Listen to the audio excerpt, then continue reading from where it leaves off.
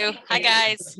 All right, hello, Shannon. I'm sorry you're having a. You're gonna move this, right? You're gonna move it, so we. Yeah. Okay. I think it's on here somewhere. Yeah. That is, okay, No, but that's yeah, I'll sign it when. Okay. Okay, right, that's good. So is this, yeah, is this the one, right? Okay. Yeah. It was edited. It was fixed today. Okay, good. All righty. Once you have the. We're recording, we're on, then let us call this meeting of the Georgia Select Board to order. Do I have a motion to bring us into session? So moved. Yep, Of the second, I second all it. in favor? Aye. All right, so we are going to start off with the Pledge of Allegiance. Feel free to join us.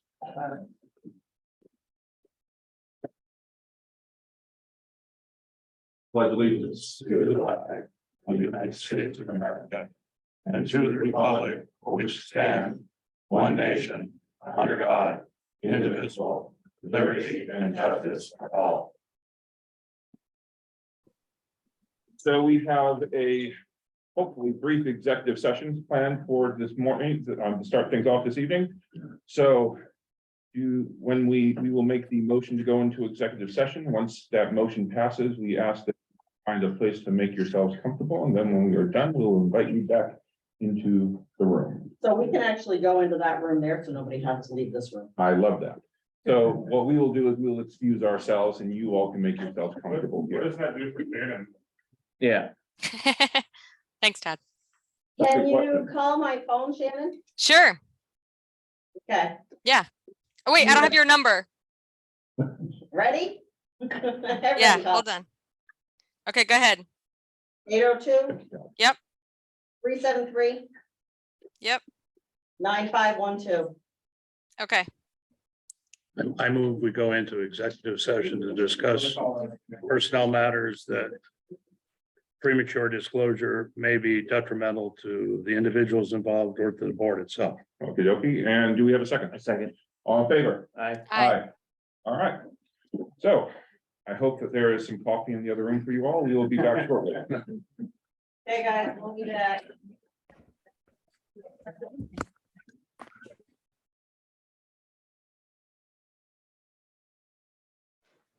Folks up here too.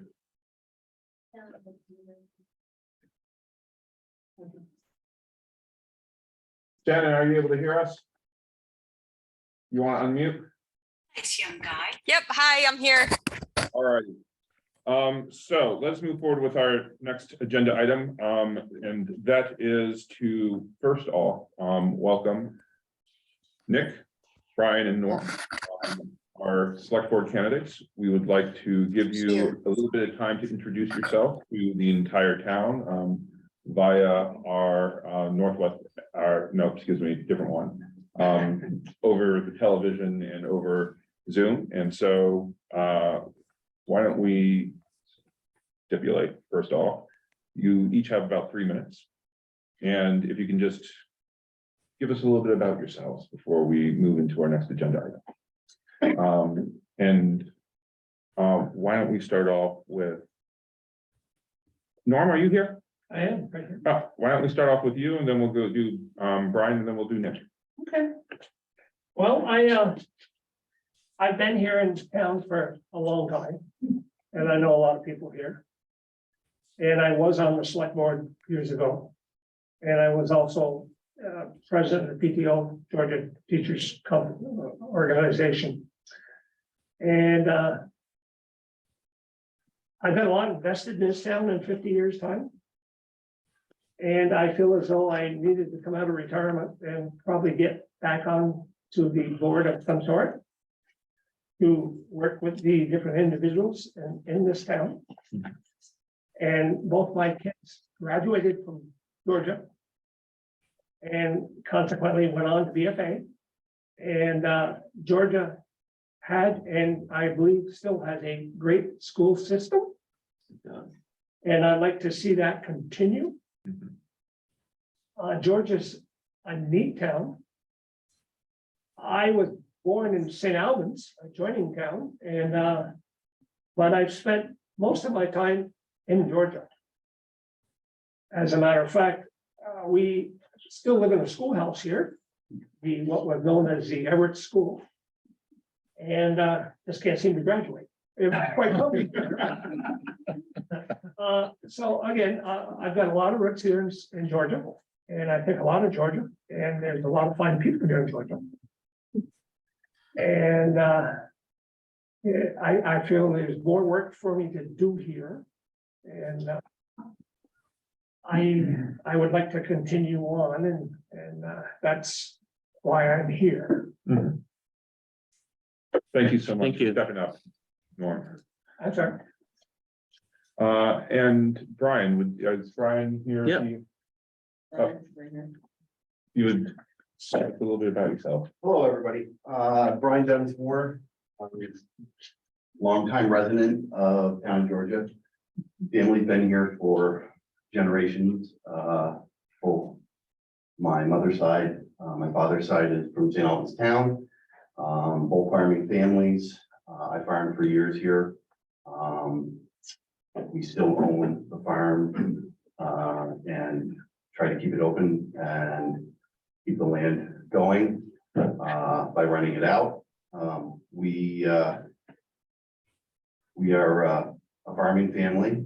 I've served on multiple boards throughout the time I've been here. I've been a state legislator for the town of Georgia and Fairfax. Served on the select board, served on the planning commission.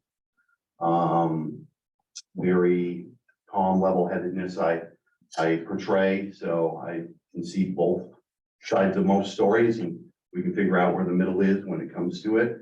I'm a big proponent of that. The select board is running a business, and it's the town that it's running. And it's our job as if I was a select board member to keep watch of the dollars, because those dollars are hard earned by these citizens of Georgia. And I don't think that they would appreciate us if we don't watch every penny that we're spending for them. So a very big proponent on making sure that what we're doing is in the absolute best interest of the residents of the town of Georgia. So Thank you. thank you for the consideration. Thank you so much. Nick, You asked the Samsung this. I needed to go to Samsung. yes, whoever is on the Samsung tablet, I believe, would you be willing to, for our records, let us know who you are? We've had this happen before, so if they don't respond, we'll just roll with it. But Nick, would you like to introduce yourself? Sure. Well, Well, Stu Webster. Oh, there we go. Sorry. Thanks, Sue. well, for starters, these are two very hard acts to follow. So you guys have two really good candidates here. My name is Nicholas Martin. My wife and I moved here 2 years ago from Burlington, Vermont. We've been Burlington residents for quite some time now. We now own the old Paplo farm, which was Arrowhead Veterinary Clinic, I believe. I see some heads nodding, so I'm on the right track. My wife started a flower farm there 2 years ago, so we're up and running doing that. My day job is I'm the director of business development for Burlington Telecom, so I'm working with communities, speaking to boards all throughout Vermont about fiber, bringing that to their community, one of the benefits of that. And so when we came here, I saw that we were going to join a business here, and I have a vested interest in this community, and this community is beautiful. And everybody here has welcomed us with open arms, and I've had the opportunity to sit on the planning commission, and it's been great for the last year. And I've been humbled by all the knowledge that so many people around me have, and I just want to do my part to contribute. So that's really what I want to do, is I want to be a part of something. I know this community over the last 6 months has had a kind of tumultuous, time politically right now. And my goal is really to bring everyone together in any way that I can to make sure that we keep our eye on the prize, keep moving forward, and most importantly, as you said, watch the dollars. So thank you, guys. Okay, thank you. So the next item for us to do is to vote on who we would like to have fill a seat. Yes, Carl. I move we approve Brian Dunsmore as our new selectee to fill the vacant position. All right, would anybody like to second that? Okay, so do we have any other motions? I move to select Nick for the select board. Do we have a position. second? I second that. All right, all in favor? Aye.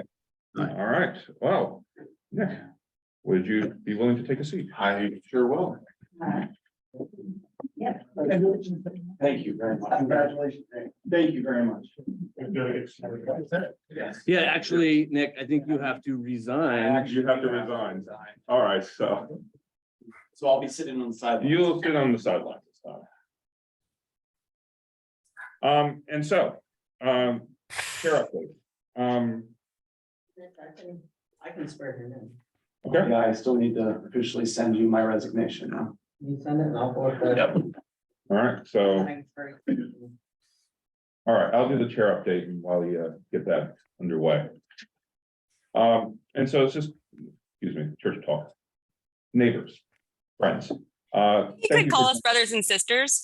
Thank you for joining us here today. We have a big agenda ahead of us, and so I'm going to be running the meeting a little bit differently. I'm going to, as far as agenda items, try to allow each of you to talk, but we'll give you 5 minutes, and I'll probably only be calling on you once.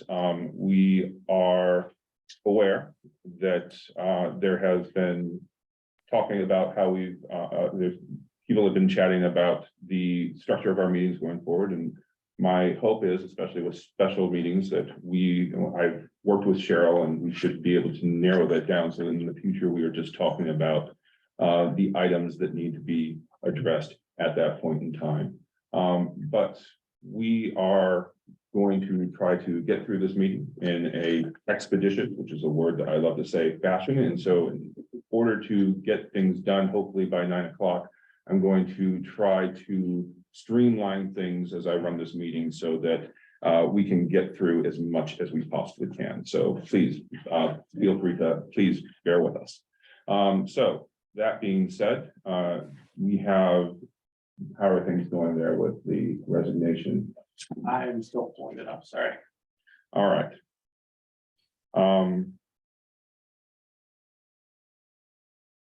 Let us do, Cheryl, do you think are you too occupied, are you too busy at the moment, multitask and agenda review? Oh, go ahead, sorry. So the only thing we need to do is, if we could add just the signature for the Falls Trail on the South Valley, we did the grant Mhm. portion of it at the last meeting. Mhm. We just need a signature on the second page that can make it, thank you, me. So just the final off that grant. So I only need a signature on that. Beside that. Any members of the board have anything to say about that? No. No? All right, so why don't we add that to our, then let us vote do we have a motion to add can you go over, can you remind me of what? The Falls exactly it's grant. called, the Falls grant? It's the Falls Trail South Valley Repair. There we go. And we add the Falls Trail, something gully. Gully. Gully repairs to our agenda item. Would somebody I'll make a want motion. Would somebody second? I second Second. that. All right, all in favor? I, Aye. All right. Our select board minutes and warrants. there were a few things that I think corrections for the minutes. Yeah. So public present on Zoom is a Jeffrey, but I don't know Jeffrey who.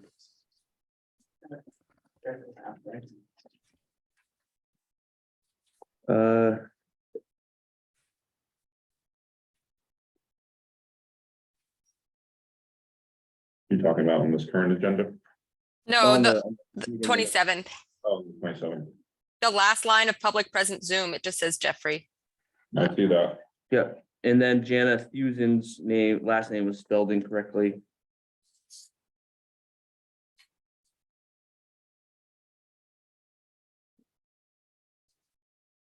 I'm just looking for my copy. I had a couple of minor corrections here to do. I can find it. What did I do? Can I point out, can we move further down the agenda, or does anybody else have another comment earlier on in the agenda? Well, the Okay. meeting minutes. We're doing. Yeah, we're yeah, doing- no, I know the meeting minutes. I'm just saying in the board business under section A, it's Shannon Comtoy or something and not Shannon Jenkins. Yeah. Sorry, I didn't know if somebody had something earlier in the agenda or the meeting minutes to correct. So I think, Where was that, Shannon? Board business A, letter A, it says, yeah, it's the last name, it's, yeah, right there, yep. Did you make that correction already? Yeah, oh, we're working through it. So you got it, so I'm not gonna worry. Yeah. Oh. Interesting, Right. interesting typo. I think it was two places though, Jamie. Yeah, I have both. All right. Yep. I am. Do you want us just to submit them to you, Cheryl, to have them corrected? Yeah.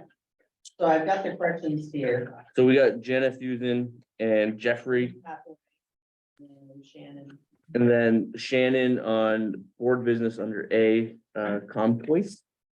Mhm. And then on the next page is the same spelling. Yes.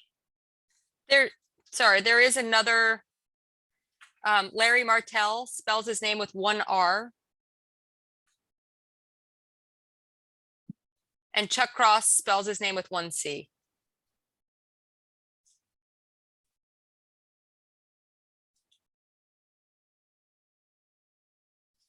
So CHUK, right? Yeah.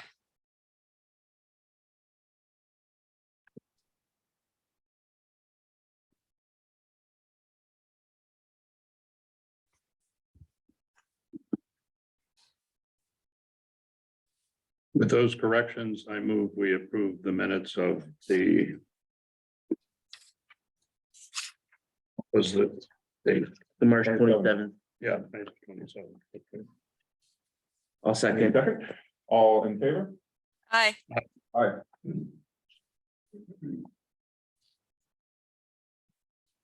The approval of the warrant. That's good. He's got it here, so I make a motion to approve the warrants. Second. All in favor? Aye.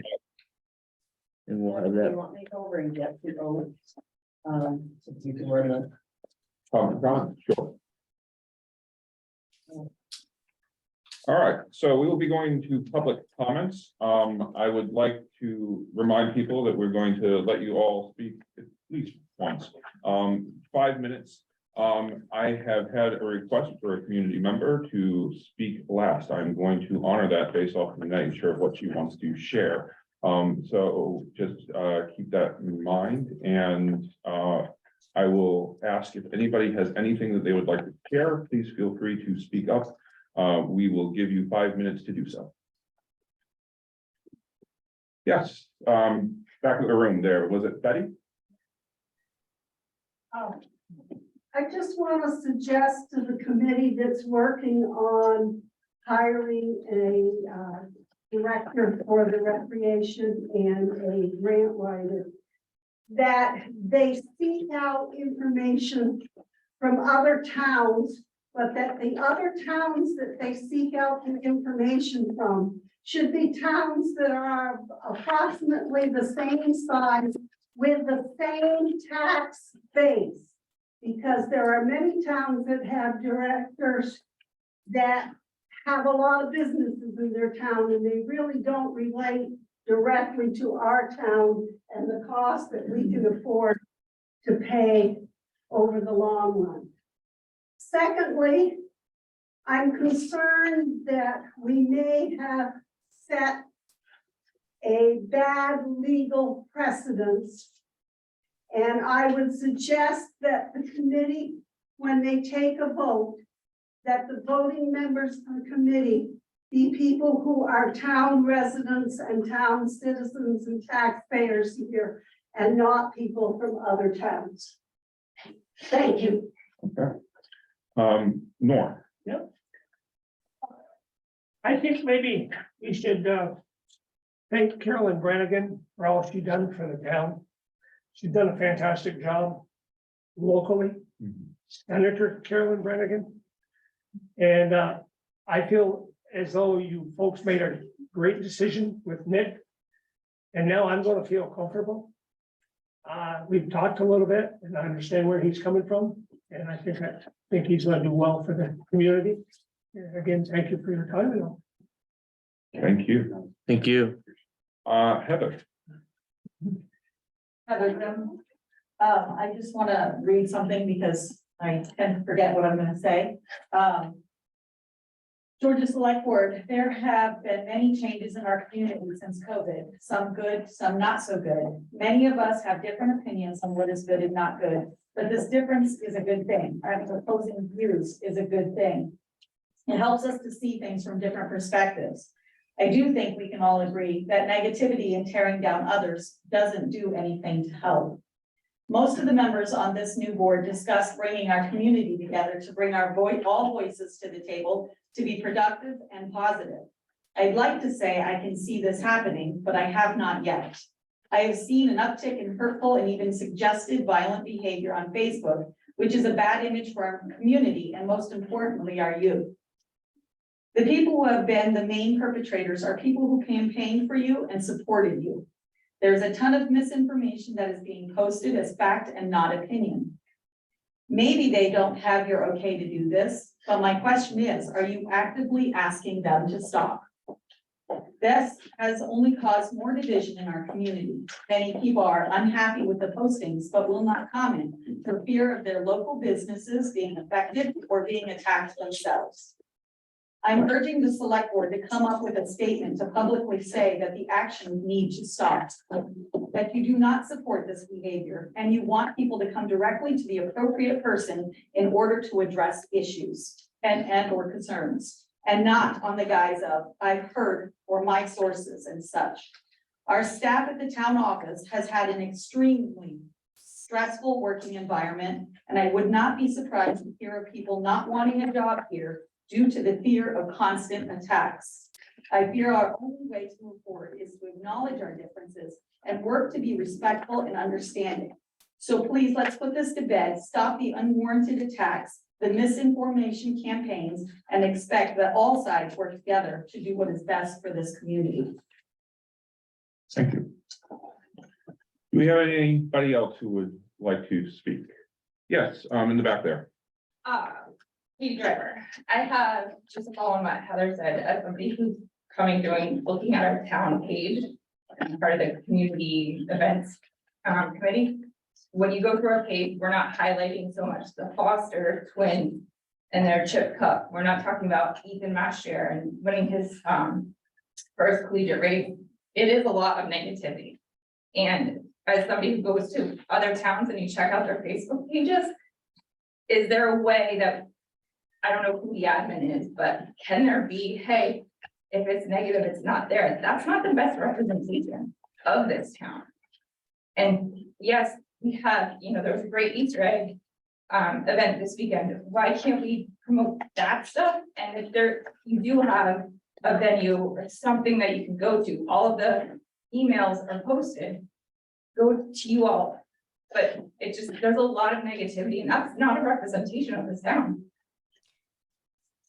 I'm not sure who the, I'm just gonna respond, it's like a little tidbit. I'm not sure who the admin of the town pages are. We also can't really control what people say. Obviously, we don't support violence or negativity, but we also can't really control what people say. But we will take into consideration your suggestions. Thank you.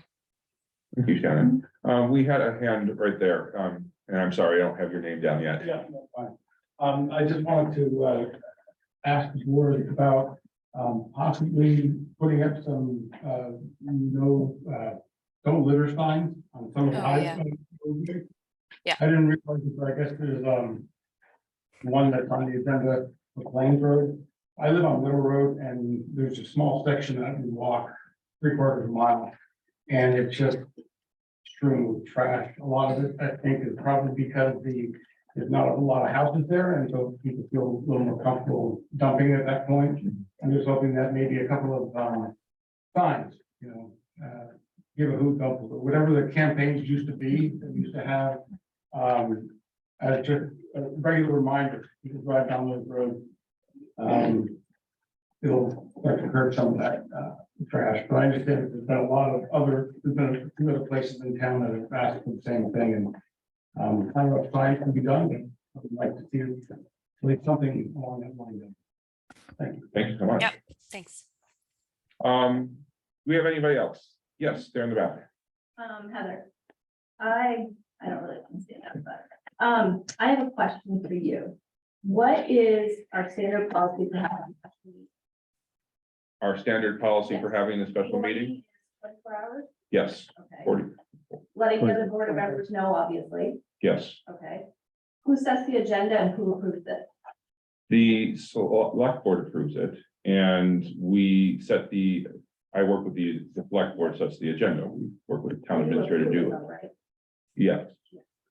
So why is it all over Facebook that you didn't approve this agenda for the special meeting? And that they got sources directly from you and other select board members, and I have them all here. What happened was that we had a miscommunication, and things that were approved for this meeting were put on the agenda for the meeting on what was it, the 10th, Today's the 10th. Yeah. Okay. The 27th. And so I have worked with Cheryl, and we will basically have all agenda items put forward to the board before we put them on an agenda in the future.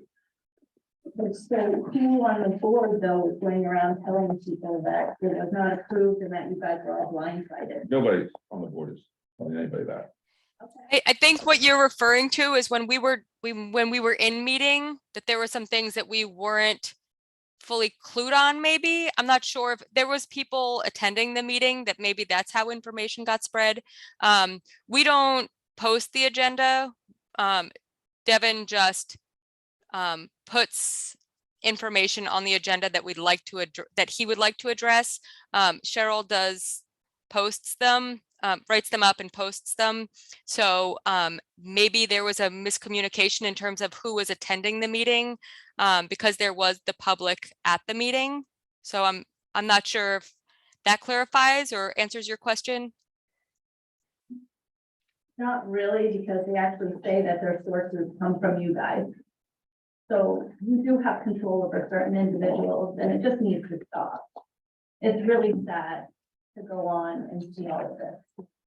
Okay, thank you. Yes, Betty, sorry, but is there anybody else who would like to speak first? And then I'll swing back to you. It's just you already spoke once. I'm sorry. All I want to say is, I'm getting old and I'm hard of hearing probably, but some of you are talking very low and it's very hard to get every word that you're saying. I will honor that as a church person. Behind Betty. My name is Chris Godet, 20+ year resident, my husband's family generations also here. Reference to the Facebook page. I am here because I've had enough as well. And I reached out to the administrator, who was Skylar Denest, somebody that I know that I've worked with. I work for the city of Winooski. Our Facebook page does not have this on it. None of this bickering, whatever back and forth. You have somebody that bans it.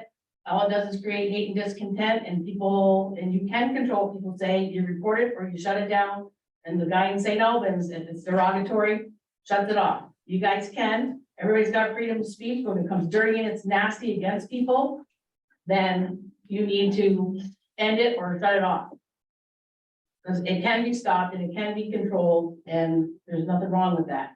Like I said, I work for a big city with a lot of stuff going on. Thank you. Is there a way, does anybody know who the admins are for the Georgia Facebook pages? Skylar Janest. Okay, so maybe we can get in touch with her, or Cheryl, is any of this through the town or is it all private? He's a citizen that controls the page. Oh, But he. Asking the people to stop doing the postings on that page is pretty much all Well, the public is asking everybody to just. If it's a privately owned page, then it can be, then they can post or withdraw whatever they want. Can I add, It's something another. Can I add the rest? The Yes. conversation with Skylar? He's a board drum, so he's not here. He said that he agreed with my comments and how I felt about it, and many other people I'm sure do. But he felt that trying to fan it down a little bit, fueled things worse, which also shouldn't be happening here. Okay. We all gotta work together, we all gotta figure it out, new and old. Mhm. Yes, was that Katie? Yeah, just on that, there are policies with other towns on, being professional and courteous and having, yes, freedom of speech, but following along guidelines and people had at other towns with public Facebook page, then here are the rules. If you don't follow, then you can be, and yes, people can come in with make up another page and come back in, but it is a fair way to alert everybody, like, hey, here's our best practices and policies and guidelines, and perhaps something the select board could do something like that to present. Okay. So it sounds like we can probably talk to Skylar. Would anybody else like to say anything who has not already spoken? All right, is Emily in the room? You wanted to say something?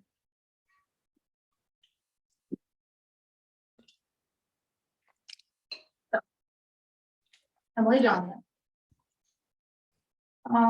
Just to quickly address that, there are multiple pages. Like if you're staying on that unofficial page, keep scrolling or not join. So it's freedom of speech. It's not happening on the official town page, so that's just something to keep in mind. And if it's not gonna be there, whatever negativity will be posted somewhere else. But I also think there's, to some degree, we should be questioning what has been happening in our town. It may seem negative, but also turning a blind eye and just saying everything's good, look at this. Being positive helps, but there is such thing as toxic positivity. So some things need to be brought to light that have been happening in the town in previous select board that I think a lot of people are willing to sweep under the rug and not address, and just want to keep moving forward and trying to fix what has been done. So over the last week or so, I've been pondering what I was going to say in my public comment. Then I remembered I'm not limited to this one public comment. So I'm going to keep it relatively brief. To be clear, what I'm about to say is my personal opinion. Those quick to be legally. It is my personal opinion and feeling that the current zoning administrator, Doug Bergstrom, has been stepping beyond his role and unable to put aside his personal feelings for certain residents. Point of order. Okay. My point of order is that she is discussing an employee's performance, that she's concerned about certain things he does. I don't think that's appropriate in public comment. Well, I had asked to be added as an agenda item, was removed from that. I was supposed to have an executive session because he didn't want me on the planning commission. That was removed. So I'm asking the chair to rule on my point of order. This is a public, we can't stop her from saying what she wants to do to the First Amendment policy. We can if she's downing one of our employees, but it's her opinion, okay? And that's, But Would you be it's not able something to that say we what you need to hear. say? Would you be able to say what you need to say without referring to anybody directly? sure, but I was also wanting to use this as a point to make a formal complaint against the employee. So, and I have concerns about information getting to the select board in an appropriate manner. So that's why I wanted to do it in this venue. If the board wants to discuss with me, maybe a different venue that's not public comment right now and address that. So there's a point of action. I'd be more than happy to do that. But I'm more than happy to keep going on as certain town employees have questions about their ability to keep their personal feelings about certain residents, separating that from their job and acting professionally. So I'm open to different.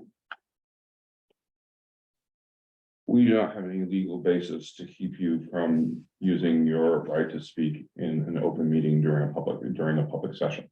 And so if you would like to use your 5 minutes, we have to listen. But it is your personal opinion, and we will state it's not the opinion of the board. And that's how I opened it up. I didn't make comments. When you guys make comments, I really appreciate you. Respectful for me and my time. Thank you. So. Again. I feel like their personal feelings on certain residents have been blending into their job and going beyond what their job description is. The ZA does not have any input or voting power on who gets appointed to certain commissions, planning commissions, or the DRB. So why there were so many roadblocks to get a planning commission decision appointed seems quite questionable, again, in my opinion. So the alleged potential threats of lawsuits against residents questioning their performance, which can be proven by contacting law firms and seeing if there's a conflict of interest, easily provable, and trying to squash their First Amendment rights to participate in public. Certain individuals should brush up on anti-SLAPP statutes, so strategic lawsuits against public participation, which does not allow for frivolous and unmerited lawsuits against public participation. The board would like more specific examples. I'd be more than happy to provide them in a more private or not public setting. But I just feel like, well, it's good to stay positive, keep moving forward. There are some issues that need to be resolved that are still lingering. And I feel like my ability to participate in my local town government, when you voice my opinion, has been, there's been active roadblocks for that. And that's really sad that people are really trying to fight other people that they allegedly, apparently might not allegedly like from participating. Not everybody gets along, but we're adults. We should be able to get past our differences, move on and move forward and do what's right for the town, not trying to stop people from wanting to use their skill set in an appropriate manner to facilitate moving forward and doing what's best for the town. You know, it is what it is, but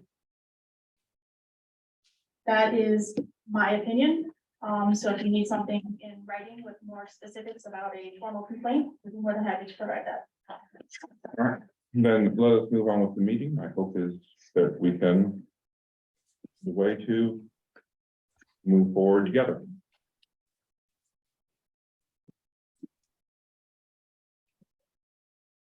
How? Where did He's he go? over here. Oh, you're already sworn in. I'm way ahead of you, buddy. All right. Quietly observing. Okay. So the warrant is right here. Do we approve the warrant yet? We Yeah. already Yeah. did.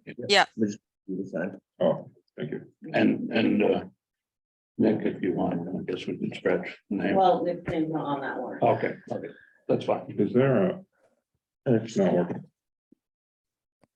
Oh, Oh, you now have two Fascinating. pending. I know. there we go. I think that goes to Cheryl.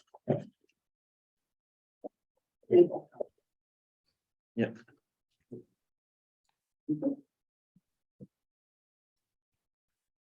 All right, any correspondence?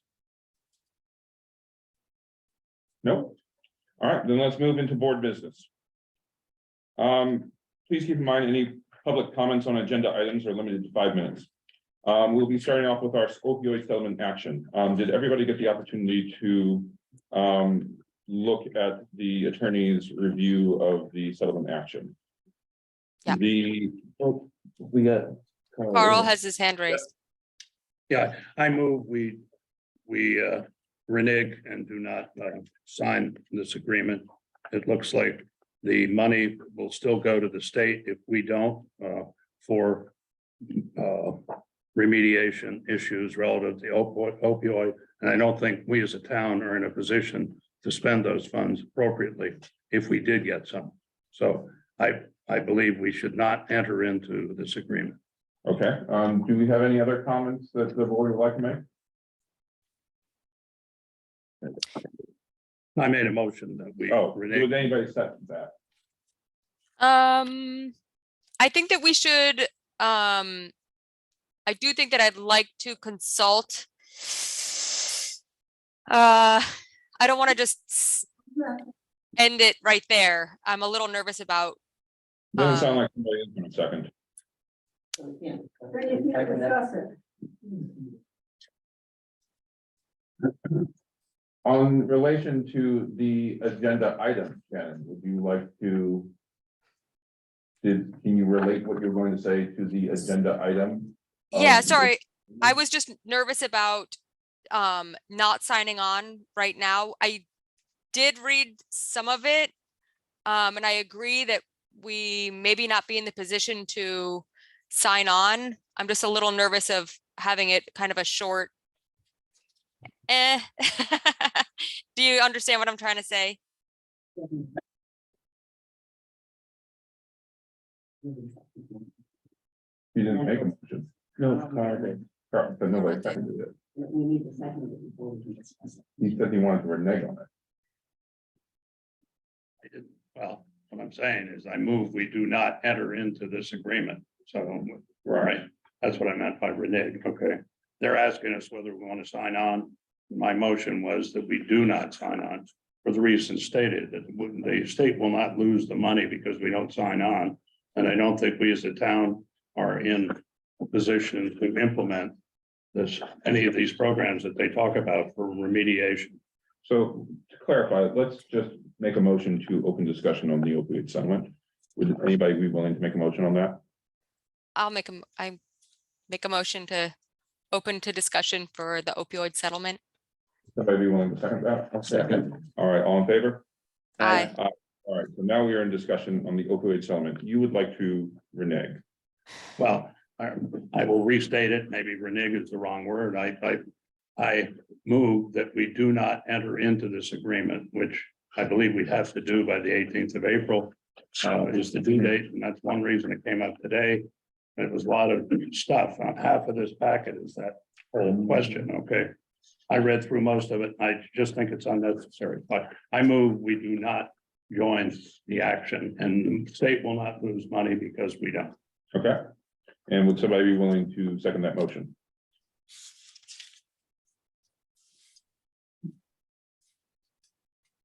Doesn't seem like we have a second. Should we? I know that he moved and somebody needs a second, but should we discuss it more?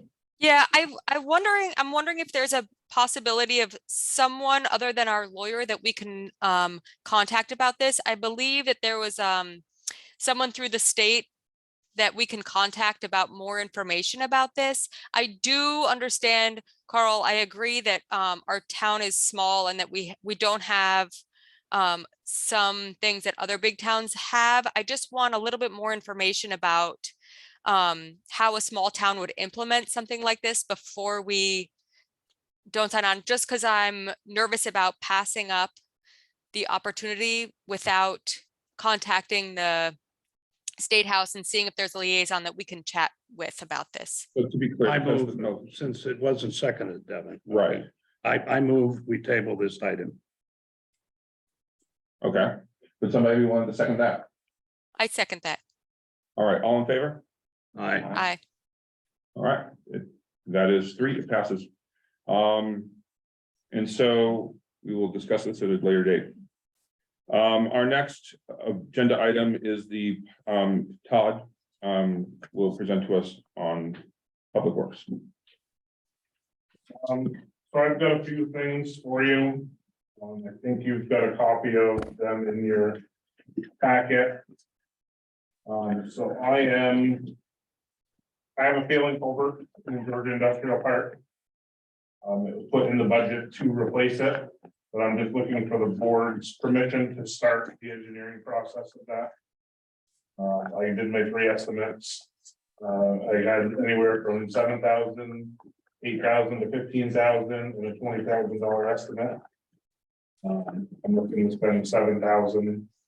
That is budgeted. We worked with the person in the past and everything was good with using them, so. I move we approve Todd's recommendation and hire this company for $7,000 to do the hydrogeological work that needs to be done, whether we do it ourselves or we contract it out. And would somebody be willing to second that motion? I'll second. All in favor? Aye. All right. Todd, thank you. So I got more. That's it. Oh, you got more? So like last year, I'm looking to put out a request for services. Looking for people that have excavators, contractors, lawnmowers. Anybody that's looking to, possibly have interest in working for the town if there is something that arises. And I'm looking to, just try to keep business local if possible. So I'm just looking to be able to advertise for that. So a motion to allow, would you like to make that motion there, Carl? Well, I guess I would just ask, do we need a motion on this? It seems to me he's authorized to go out and check. I think per the purchasing policy, you can go out and look for people, as long as it's no obligation, right? Like, I think I read that in the purchasing policy that that's something you can do. As long as they're like, we don't agree to pay anybody anything, just you're looking for information. Yep, just making the board aware of it. Thank you. Okay. Yeah, thank you. And then I'm also looking to find out, so I put a list of our roads to be paved together. To get put out to bid. The bid would close in time for your May meeting. Listed roads. Where did I put that? Oh, I got it right here. So I've got Sandy Birch, Holly Hubbard. And these are not the whole roads, they're parts of them, because they don't have money enough for them all. Sandy Birch will incorporate Gabry Road and Maxfield. Because they're very close and we won't have to pay additional money to move. And all the roads that I'm laying out are in very bad shape. Holly Hubbard Road.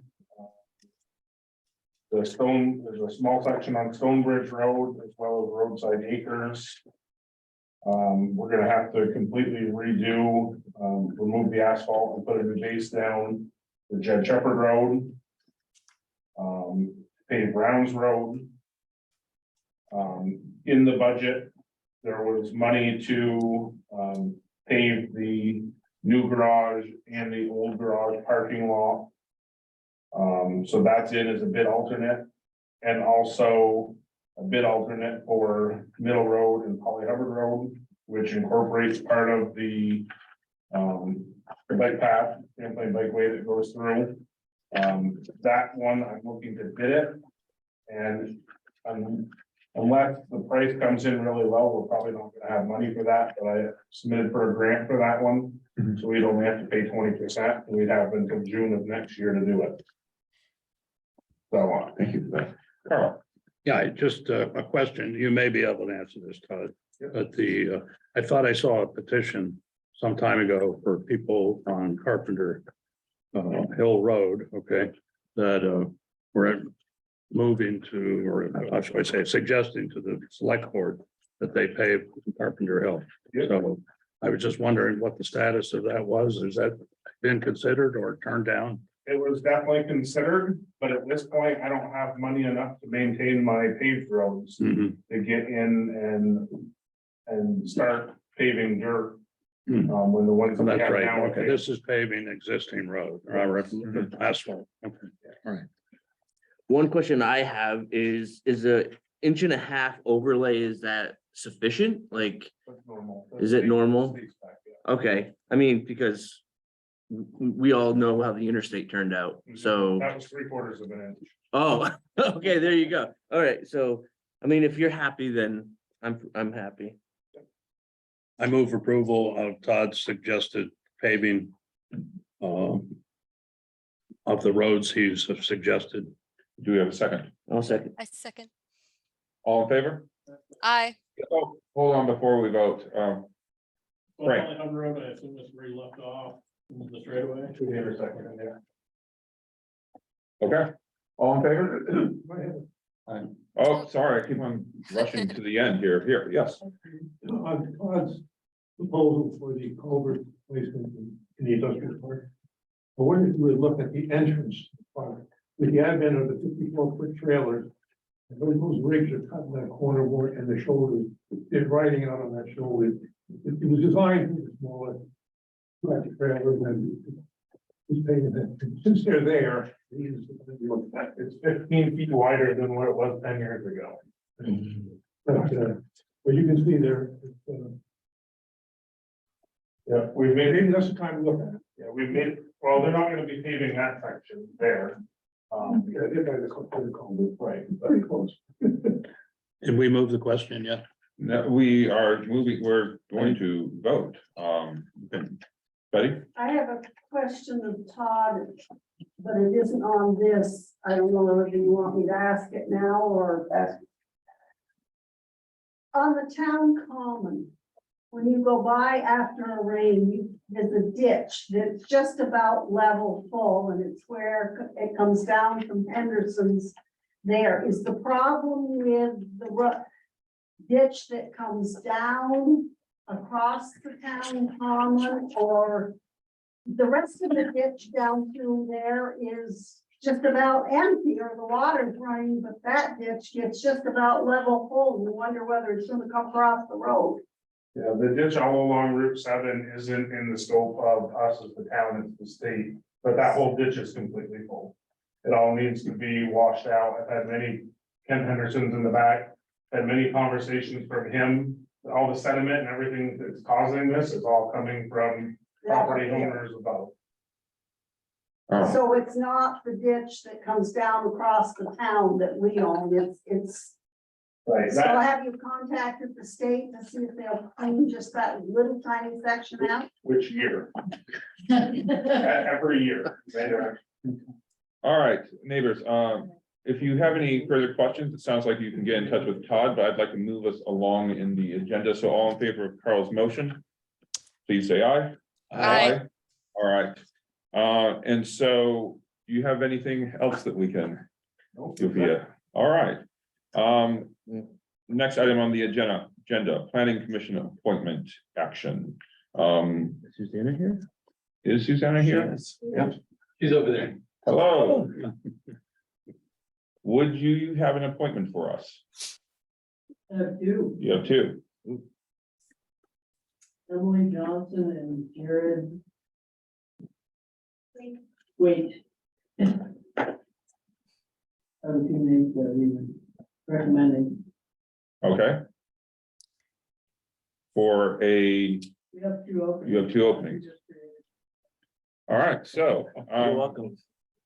would anybody like to make a motion? I would suggest we do them separately. Okay, would anybody, does anybody have any feelings about, any comments about that suggestion? Okay, let's do them separately. Yep. And so would somebody be willing to make a motion to approve, what was your first candidate there? Emily Johnson to the planning commission. I'll make a motion. All right, do we have a second? I second that. Thank you. We have a second. All in favor? Aye. No, One nay. And for your second one there, Susan, Jared. Jared White. Do we have a motion to appoint Jared White to the planning commission? I'll make a motion to appoint Jared. Do we have a second? Aye. I second that. Thank you. Jen Hennon. All in favor? Aye. aye. All right. Thank you, Susanna. Stormwater, Article 3 rule.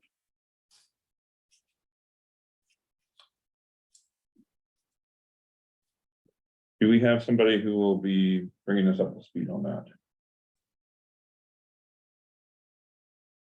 What it is, and Dave explained. That's what I wanted to. Yeah, he did. To explain it, and so it's pretty much that. The town and Todd can help get insight on this, is, so the neighborhoods, all the stormwater that runs off the state now wants to have that control, so they'll be going into like a filtration system, right? Is that what they got?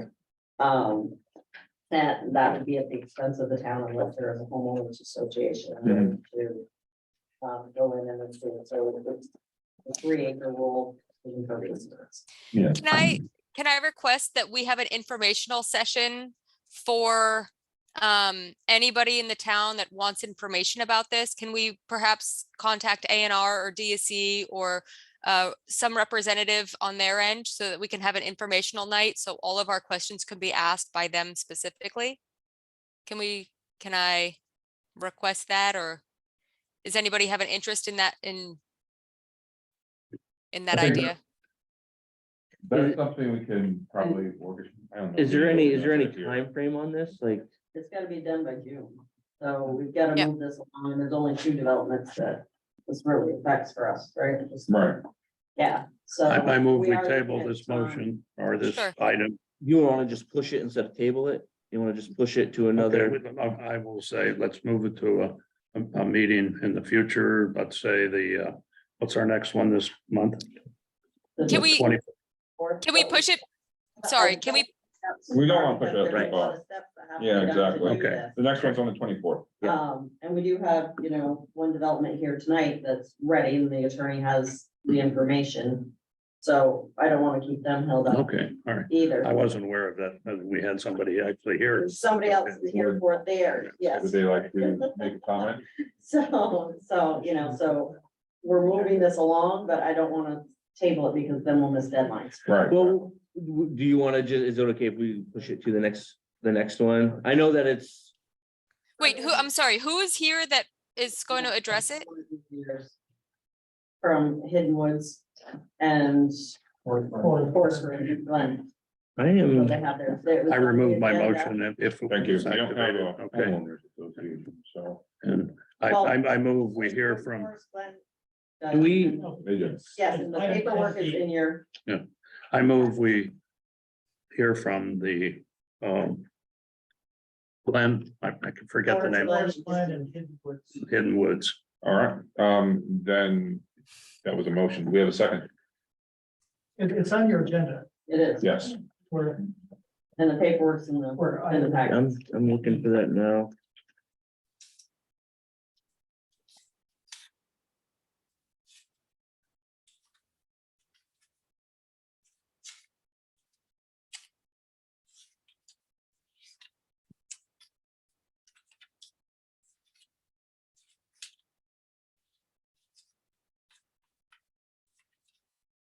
There was a letter in this from Dave's room. Yeah, regarding right. the stormwater. Yeah, it's directly after the request from Todd. Yes. Here we go.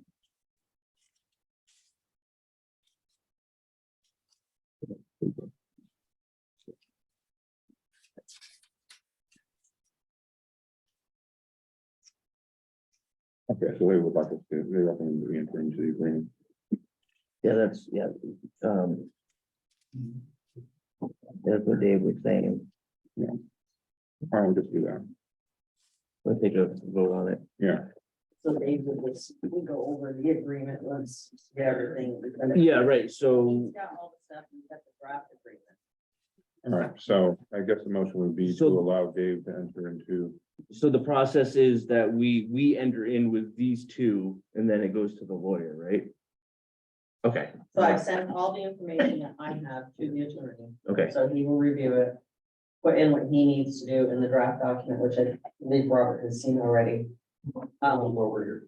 Yeah, So we just and need, a- so he informed us today that he's got the information. so we just need a motion to move on, to let our attorney move forward with the stormwater agreement. Well, we need to wait and hear what they have to say. There's 2, I put in the stormwater to give you guys information on it, Okay, and then also to have them speak on their behalf. okay, That's my motion on the floor. your motion. I'll is to let second. them- All right, all in favor?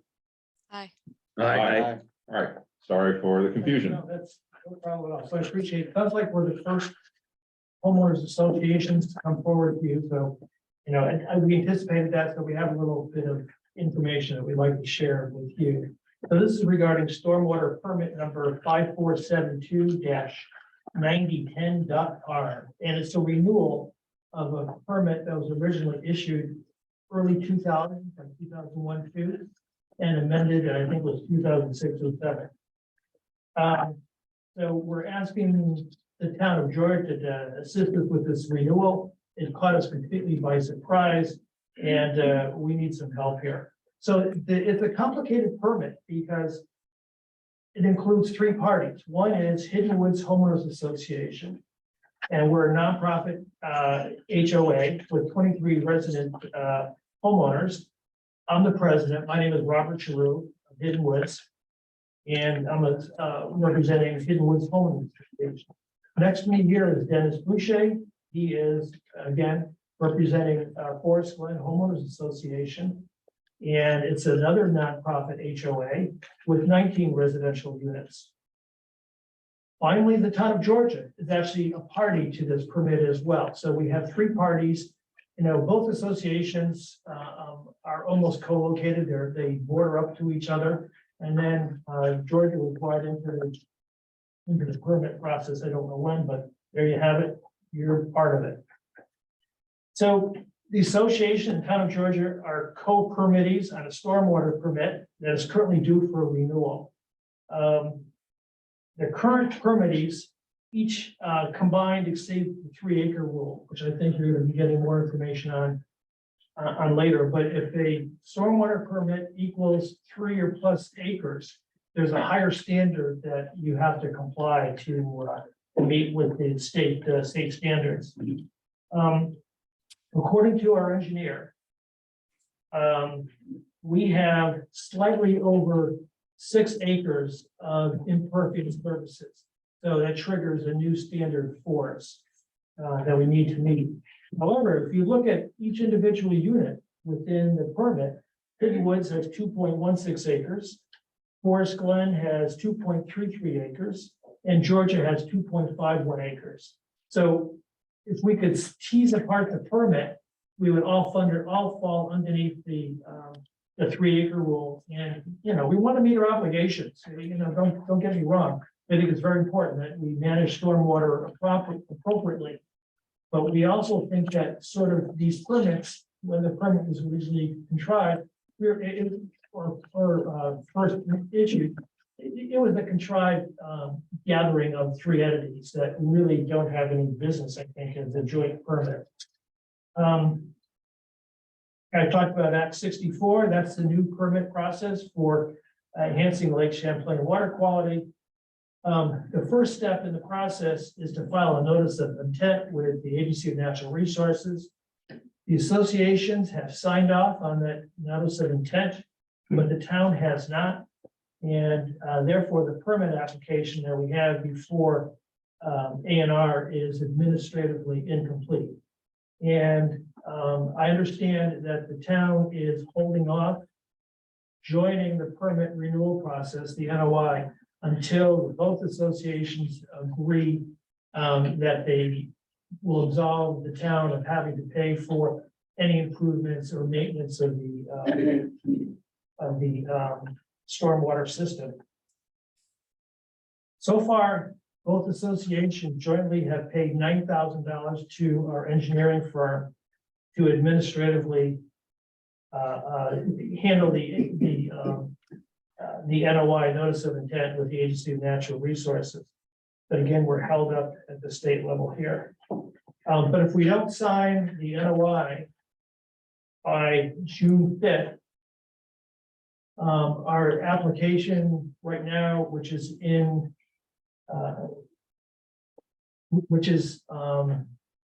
filed with the state and not accepted, will be denied, and we'll have to go through the process all over again. I can't imagine we're gonna have to redo engineering fees, but there'll be other filing fees and things that we'll need to take care of.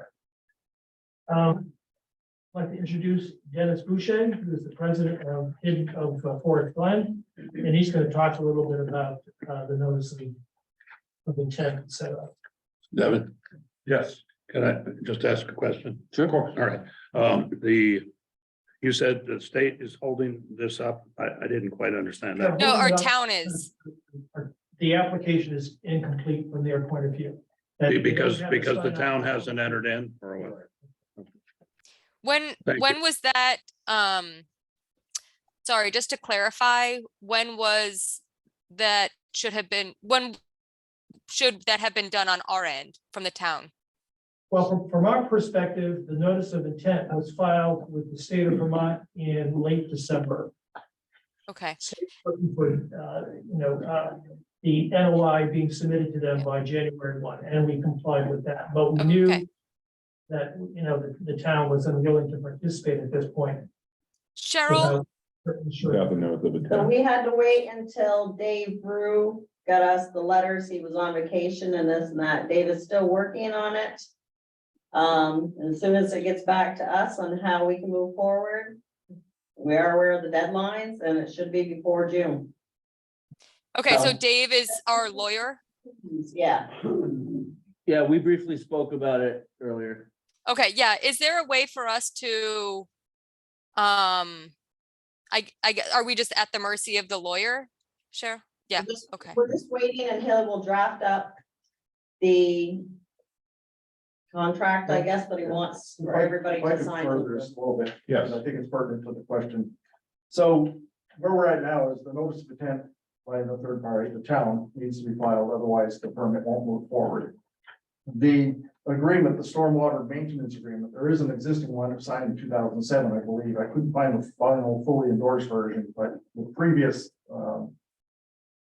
stormwater agreement did not contain language that said the town didn't want to be party to any upgrades that have to come. So the previous select board reviewed a form, this document, the stormwater maintenance agreement, and changed some of the language in there where they adopted and actually added language that said we would now participate, the town would now participate in paying for annual maintenance agreements.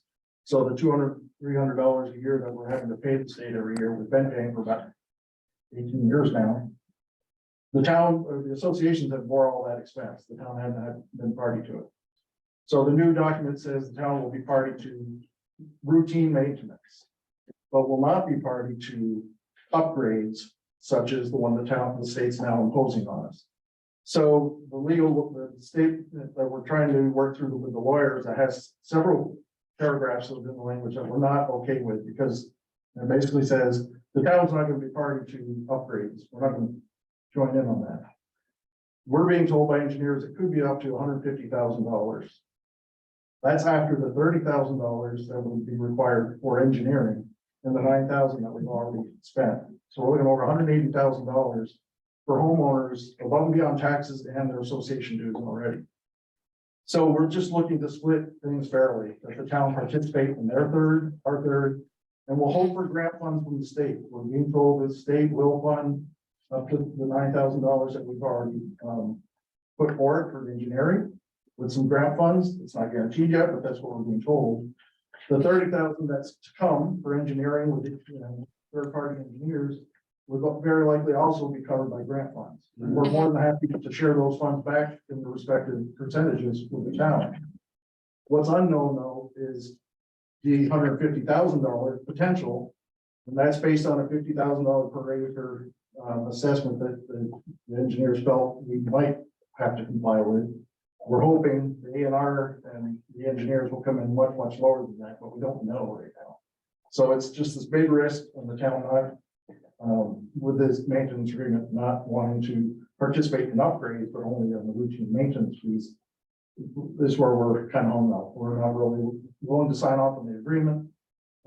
We don't see signing the notice of intent with the state as being a deal breaker in terms of the agreement. The agreement's between the three parties. We're all required by A&R to be party to our permit. We can't walk away from the permit. It is what it is. This is my understanding. I'd love the lawyers to help us with that. But if we can't walk away from the permit individually or wholly, there's nothing wrong with moving ahead in my estimation with the notice of intent. So we can at least have the state deem our permit acceptable and we can work out our, differences on the agreement. It's kind of being held, we feel right now it's being held to us to sign the agreement or we're not going to participate. then that's just gonna lead to bigger problems. So, So I can check with the attorney, because I know we couldn't find the last one, so I can give him a call and see if it's okay. If we sign the notice of intent for this one. So here's another, I'm sorry, Cheryl, I'm sorry. You're fine. I mean, just a couple of things. Dennis talked about some potential funding sources that might be available to us for the Agency of Natural Resources. And obviously, we're going to be very aggressive seeking those out to help us cover certain expenses. But there may be other state funding as well. I don't know, V-Trans Municipal Grants and Aid Program. I don't know if you had experience with that, Todd. Is that something that we could? I don't know, this is the first I'm hearing about it, and it's Okay. a little concerning that it deals with my roads and ditches, but this is the first I've heard about it Okay. tonight when you guys here. Well, there is that possibility, I guess. And I mean, you can just Google the V-Trans Municipal Grants website and it'll pop up. So I don't know, it's the cover erosion control and maintenance techniques, and that's stormwater in one word. So there's that, and like I mentioned, we're having some discussions with A&R about possibly dissolving the current permit and then having 3 different permits issued. So that brings each party under the 3-acre rule, which I believe then allows us to approach this from a slightly less expensive standard. And we're exploring that as well. An offer to the town, we do have folks coming from the Agency of Natural Resources this Thursday. They're going to be coming to Hidden Woods and Forest Glen, and that'll be 11 o'clock. And any representatives from the town that would like to come and pay us a visit, we walk through and explain to A&R how our 2 homeowners associations dovetail with working with the town on stormwater. Where is that going to be? At Hidden Woods and Forest Glen. We're at Ledgewood Lane and Woods Hollow Drive. So right off of Old Stage Road. Just go up the hill. Okay. So it sounds like there is some paperwork in the works that needs to be addressed with our town Yeah, lawyer. it sounds like we're the first one to come before you folks, so. Mhm. So what I suggest, Cheryl, or I personally, all I have is a photocopy of the document. So if the lawyer can provide us with a Word document, I'm happy to redline and make our suggestions of what language that we're having problems with, so we can move this along. And then it probably comes back to the select board to Yeah. review that and decide, whether they agree with the previous board or, we can get past, the differences that we have. So we will put it on the agenda for the 24th. Well, Are we gonna do we reach need to out? make a motion in order to allow the lawyers to work with them to get that documentation to us? Well, I'm gonna request the documentation Okay, and then, so yes, we will put that on the agenda for our next meeting. can I just get your email? Just to vote on Sign it. it, but I'm happy to sign it. Oh, yeah, Let's- that's fine. Do a vote on that so that we can put it on the agenda. Would you like to make a motion, I'll Jake? make a motion to put it on the 24th agenda. Would somebody like to second that? I'll second. Oh, second. All in favor? Aye. Can Hold on. sorry, Yes.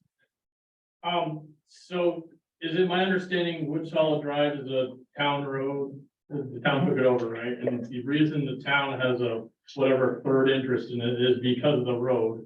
And the permit was probably issued to the developer before the road was taken over. So to me, You've done this before.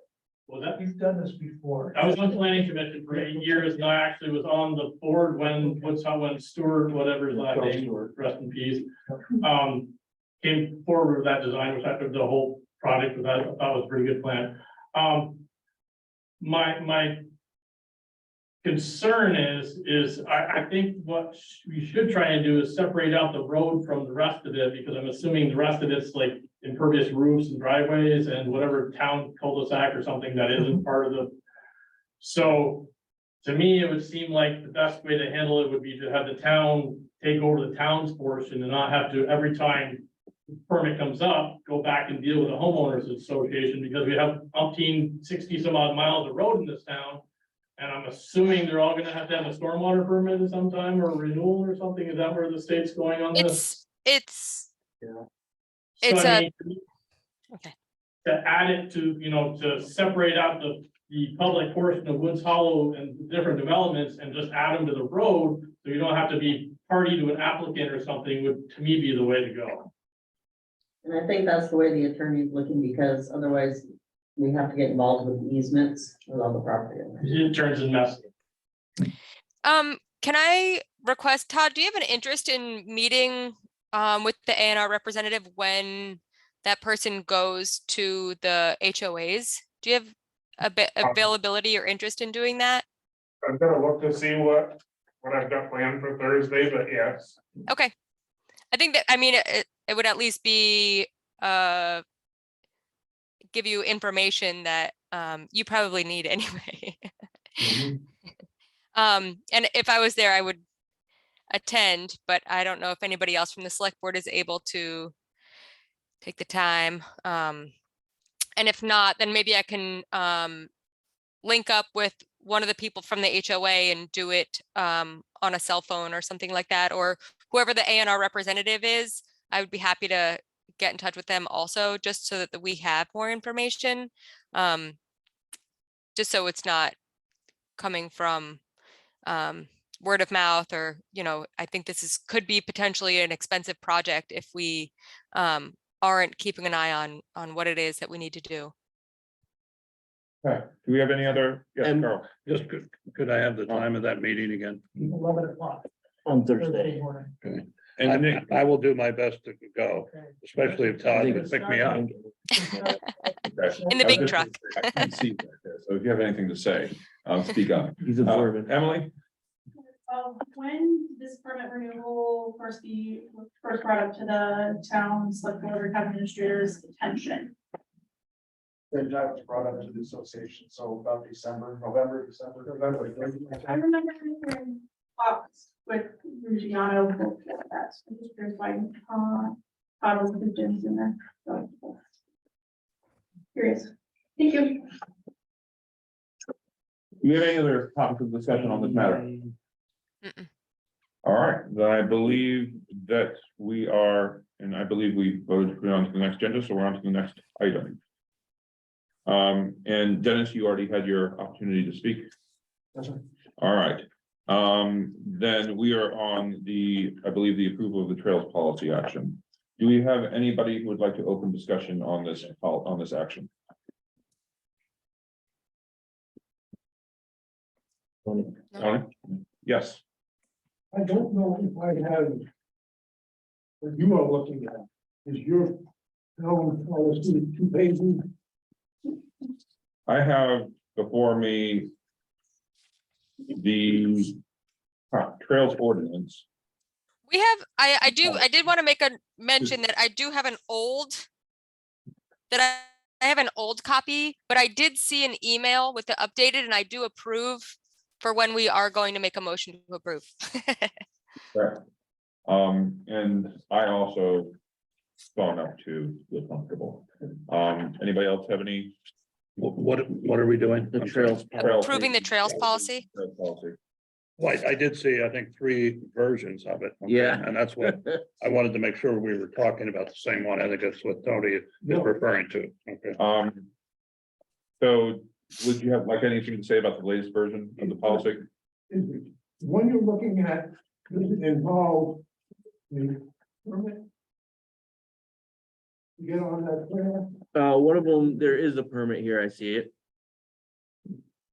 So I don't know, Ken, Carl, did you get an updated version from Ken with his corrections? Because I have not.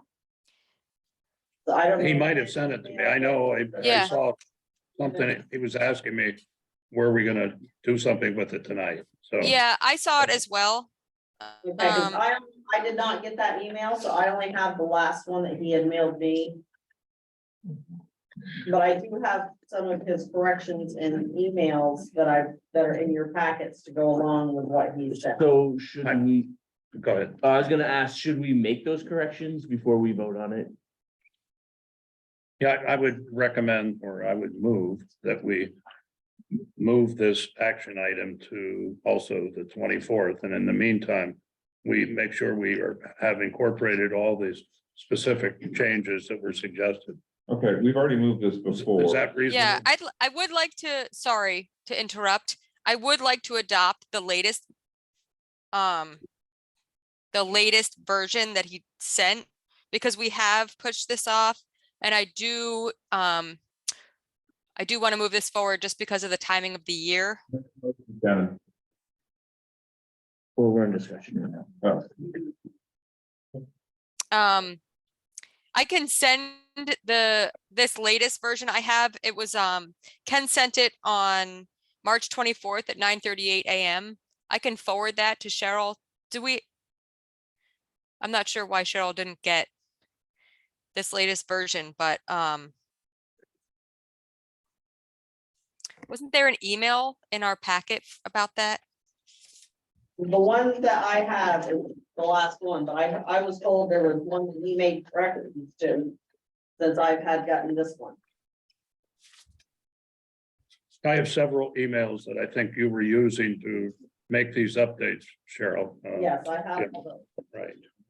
And I'm just wondering, Shannon's mentioning the But Ken had 24th. come in and requested that he was gonna make an updated on another one. And then I had heard that he had sent it to you guys, but this is the only one I have. Tony, my question is this urgent? Would it be okay Well- for us to make corrections and then prove that? I am going to need a permit to drive to my house. Okay, And if you wanna come, you're either gonna have to park elsewhere and then walk across the bridge and walk to my house. My siblings, my grandchildren, they're all gonna have to get permits to come visit me. Is this what your intent was? I'm sure it wasn't, Tony, I mean, that's what's obviously. in here. Okay, all right. okay, Sorry. okay. So you would like for us to make the changes? It hinges And on adopt it. where does the Adopt it. trail start Okay, and that gets into other issues. okay. So I'm gladly talk with somebody there about this, but we also have a comment behind you, Suzanne. Are you changing the language to say legal trail or still just going to say trails? Those Believe are it the should copies say of. legal Do you the- believe it should say legal? Right, Yeah. so that's what I was gonna ask, like, definitely all these requests from Ken to make changes to it, like, I obviously don't want, grandchildren walking across the river, but I also don't, wanna sign something that's not corrected, right, or like, got the proper language. It's just one of those things for me, of course, you don't necessarily need me to prove this all, but, So it sounds like Suzanne, So perhaps it can get cleaned up with this new language and then redistributed to those of us that are interested before you adopt it. yes. So Yeah. it sounds like it would be a good idea. Yes. It would be nice if it was put out so that the public could look at it, at least. This is the first I've heard of it on the trails. Tony, is your road not a class 4 anymore? well, What is, when I bought it up there in 72, I was told it was, the road was open to the corner. Where that driveway goes up. And I Sorry. can show you where. There's a timer. Maybe the trail, then maybe the trail said that both approaches of the bridge will remain open. Well, what's the definition of the approach? well, I mean, you be accepted as a class 4, and we had to name. It's a road. trail. It was a class 4 road. No, it's a class 3, but it goes to a legal trail. But we don't know where the actual, where the trail starts and where the A class. road, it used to be a road, goes all the way through. we can give them a permit. Class 3 road, what we do. Because you. Right. It's good. For a permit. Let's say, Only 70, they made it. Yeah. So I have a question, and this is maybe just throwing darts, but if we were to give a permit until we can get this thing cleaned up and signed, is that something that we can do? Currently, there's no permit for it. Yeah. It's not just his road. Okay. You're gonna have many. So whole. This is addressing all the trails. Yeah. You know, I mean, that's why I'm concerned that what you're accepting as saying is a trail is actually a class 4 road that anybody, you know, has the ability to use. It's not class 4. You sure it's not? You know, it wasn't accepted. No, Okay, that's what I'm it was asking. changed to a trail. Okay. Okay. So it sounds like we really do need to clean up the language before we. So- Policy. Cheryl, my Cheryl? question is, Oh. can we, is this something that we can, We, is this keep something that we discussion can to- do like tomorrow? And then we can, like, we can all come in and get it signed, or do we have to vote on it to get it signed, or? Well, you have to make a motion to have the corrections done and approve the documents, so that's gonna be done as a board and then signed, so. Whether you bring it back. So, To get everybody to get it signed. And then put it out there. I mean, I guess it really depends on the board and how they feel about signing before like the corrections are made. I don't think we should, because No, there seems to be I agree. so many issues. I know Tony has some specific issues. Ken had his own set of specific issues. I don't know if Susanna has things also, but I would say we definitely want to see the document corrected before we Right. vote on it. Yeah. It seemed like to me. So I would move that we send this back for Carol to work with the participants who are putting input on this document and to put it in a form that we can bring back to the meeting on the 24th and vote on it, and also allow the public to see it if they're interested in input. And that's something that we can post Somebody on the like- website. Well, you moved. Oh, sorry. Would somebody like to second that? I'll second. All right, any discussion? You got some? Yes. Betty, I saw your hand first, and then Frank, and then. me, I was just pointing to that. Fred, and then Tony. It would seem like since there's different citizens, Tony and a few other people that might be interested, it seems like it should be made sure it's warned or publicly noticed that there's gonna be a meeting, bring all concerns forward, not made in a vacuum. Are we going to make it to a meeting? I thought we were just gonna fix up the language and bring it to our next meeting. Betty, My question is, how are you going to get this thing out to us? So whether we can see if other trails and stuff affect other people in town? we can post that on the public. Yeah, it could be posted. document page of the website. Tony, Or you can stop by the office and. In the past, major changes on the roads, you've had to notify the abutters by registered mail. of What actions are being taken, so all the abutters are aware of it. I know that's what happened, they went through that process when they declared the trail. Mhm. And now you're modifying that, so you probably have to go through the same process. okay. So Who would we consult about this? Like zoning or, sorry, or planning? Sorry. Sorry. I was just gonna say, in a memo from Ken on 24th February, he's suggesting that we actually list the trail numbers so people know, okay? And he says there's 1, 3, 4, and 5, and there is no number 2 trail. So Okay. it would seem that that would be a reasonable thing to put in this Mhm. document, or was that removed, Cheryl? Do we know? It wasn't? So Okay, we said this is coming from the attorney. Okay, okay, that's the attorney's version, okay. There was change from the ordinance to policy, so yes, so this is coming from the attorney. Shannon, what was your comment? Oh, I was gonna suggest, nothing, never mind. All right, so Carl, you made a motion. Yes, it was to have Cheryl pull the interested parties together and get it updated to reflect what the interested parties at the moment want input on, okay? And then I know Betty and others in the audience have said maybe other people want information on it, so Would you? I don't know like to how we're amend that gonna- motion in any way? well, I mean, I would think that if they have I guess I'd stick with my motion at the moment, okay? And Nick seconded it, so all in favor? Aye. Aye. All right, so we will get back to you on that. Purchasing policy action, voting on approving the purchasing policy. Do we have anybody who has any comments that they would like to make on the purchasing policy? Or move us into discussion? I have one. We have a physical copy. We have an edited copy from the lawyers.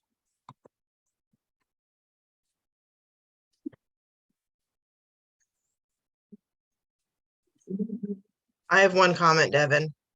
Yes. How are Amber. you? I would just like on the debit card, it says credit card section. I would like to add debit card and credit card. We don't currently, sorry, there's a cat for you walking across the screen.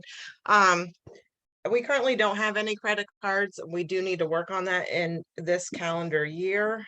However, I would like to add that language just so we don't have to come back and revise it. But we currently do have a town debit card. And I'd like to say that the receipts need to be turned in within 5 days instead of 15. So think that you there would is a- like us to change the language so that it reads credit and debit cards. There is a correction to be 5 days on there already, Amber. Okay, thank you. Yeah. I appreciate that. Okay. The debit card, credit card usage. Thank you.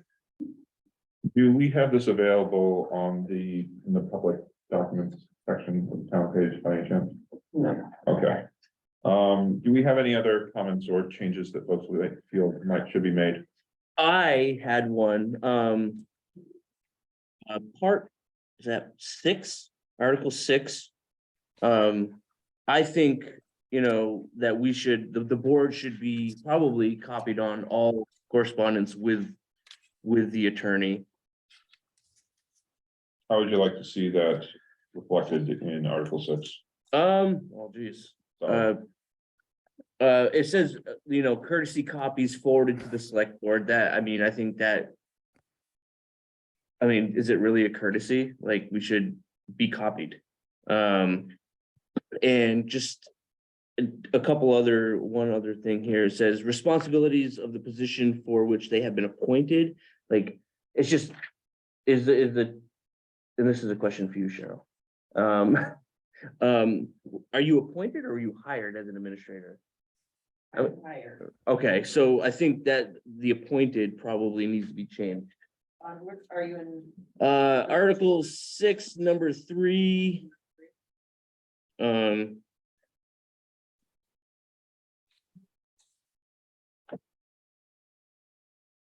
And really, I think, well, changing that, and I think that, we, as the board, should be notified when the lawyer, when legal counsel is contacted. So you want town administrator and select board? Well, it says that the town administrator shall be notified of the nature of the requests and services, so people would come to you typically.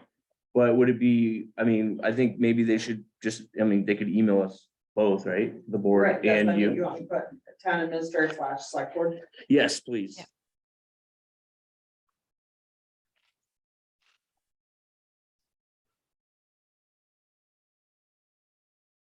All right. And you got the bottom portion of that, about we should be CC'd, we need to be CC'd instead of courtesy copies. Heather, you had a comment. Yeah, I just want to say it's really hard to follow with this purchasing policy, because obviously none of us in the back can see it or understand what you're going through. And if you're taking an action on a policy and the public doesn't get a chance to see what that policy is about, it kind of keeps the community not a piece of that. I know when the school board does changes on policies, they do 2 readings and they put the changes out and have extra copies so that the public can be involved. Is that something that you as the board can work on to go forward?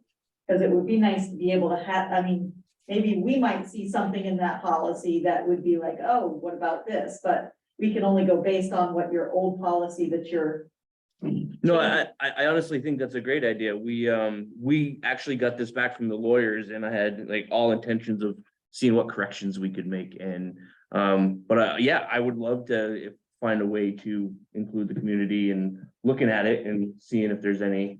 So do you want me to put this one on the website? Is that, so you want it brought to the meetings for 2 readings and then on the 3rd meeting, adopt it? Yeah, Is that, so? well, it could on the be, it website could and- be, I think the way they did it was, it went out for a reading, and then it went, and then the next time, the second time, it was adopted. So it's not that it goes out 3 times, it goes out twice, but Sure. at least people would get to see what the changes are before you adopt it. Yep. That's a great So idea. I'll put it out on the website with the corrections we think we want now. Yeah, because this one currently shows corrections the lawyers made, right? And we Right. can fix that, Your corrections, which we already did, those were the only ones. as far as I know, yes. Okay. I'm looking now, but Then we'll bring it back to April 24th to act on or to Does- get input from the. Right, And then changes we could like in red or something to highlight the fact. Fred, sorry, Right. I was just trying to get it down. Betty, I got yours down. Soon are you gonna have the new website done, because your website is just, wow. There are a lot of people in town that do not live on the website Right. like your generation does. I'm a computer literate generation and I have trouble with that, but So- we are working on it. so it does take a lot of time. It does take a lot of time to like transfer everything. I think Cheryl just said that about 6 months, unfortunately, but that's the price you pay trying to convert everything over to a whole new website. But it is gonna be super user friendly. It's worthless. I'm sorry. Oh, I agree. I totally agree. Now, I have a question, if any of, Nick or Carl or Shannon, or even Devin, has any edits on this that they want to put in there before we get it changed and up on the website? Well, can you guys at least email me? Yes, of course. The changes? Yes. I will put them in red. Put them on the website or have a copy at the town clerk's office along with the trails policy for anybody to look at, and then we bring it back to the meeting on the 24th. That's absolutely great. So we're gonna make a motion to push it to the 24th. Are you a step ahead of me there again, Sorry. Carl? No, I was just gonna say, I want to make sure what we're looking at is the one that recommends from our attorney, right? Yeah. Okay, Yeah. that's what we're gonna All right, finalize. would anybody like to make a motion? Oh. Amber, hold on, Amber has a question. Amber, yes. Sorry, can Whatever you department want. heads be emailed a copy of this since they would be the ones to follow the policy Yeah, that's a great most, idea. please? So that was gonna Thank pass. you. So all the departments be, Absolutely. yes. Thank you. So would anybody be willing to make a motion? We will edit this policy and get those changes to Cheryl. And Before our next meeting. before our next meeting, and we will post those changes to our departments and to the community. I'll make a motion to push this with edits to the 24th. That's a good way of phrasing it. Do we have a second? Second. I second. All in favor? Aye. All right. Our fitness platform action, Cheryl, I believe that is your baby. Okay, hold on just a sec. Try to get in the- Sorry. Well, that's a first. Okay, so. We have an opportunity for the town to have a fitness platform down at the gym, or down at the beach. And what it is it's an outside gym. And it's a workout area for anybody and everybody, no matter age, disability, to use this platform. And I wish I had, I should have printed out a bunch more. But it kind of, I don't know if you guys want to pass this time. Kind of looks just, it's a 32 by 34 inch platform. And it's got workout stations on it. You'll see that even somebody in a wheelchair can utilize the workout equipment. And it's got a big wall.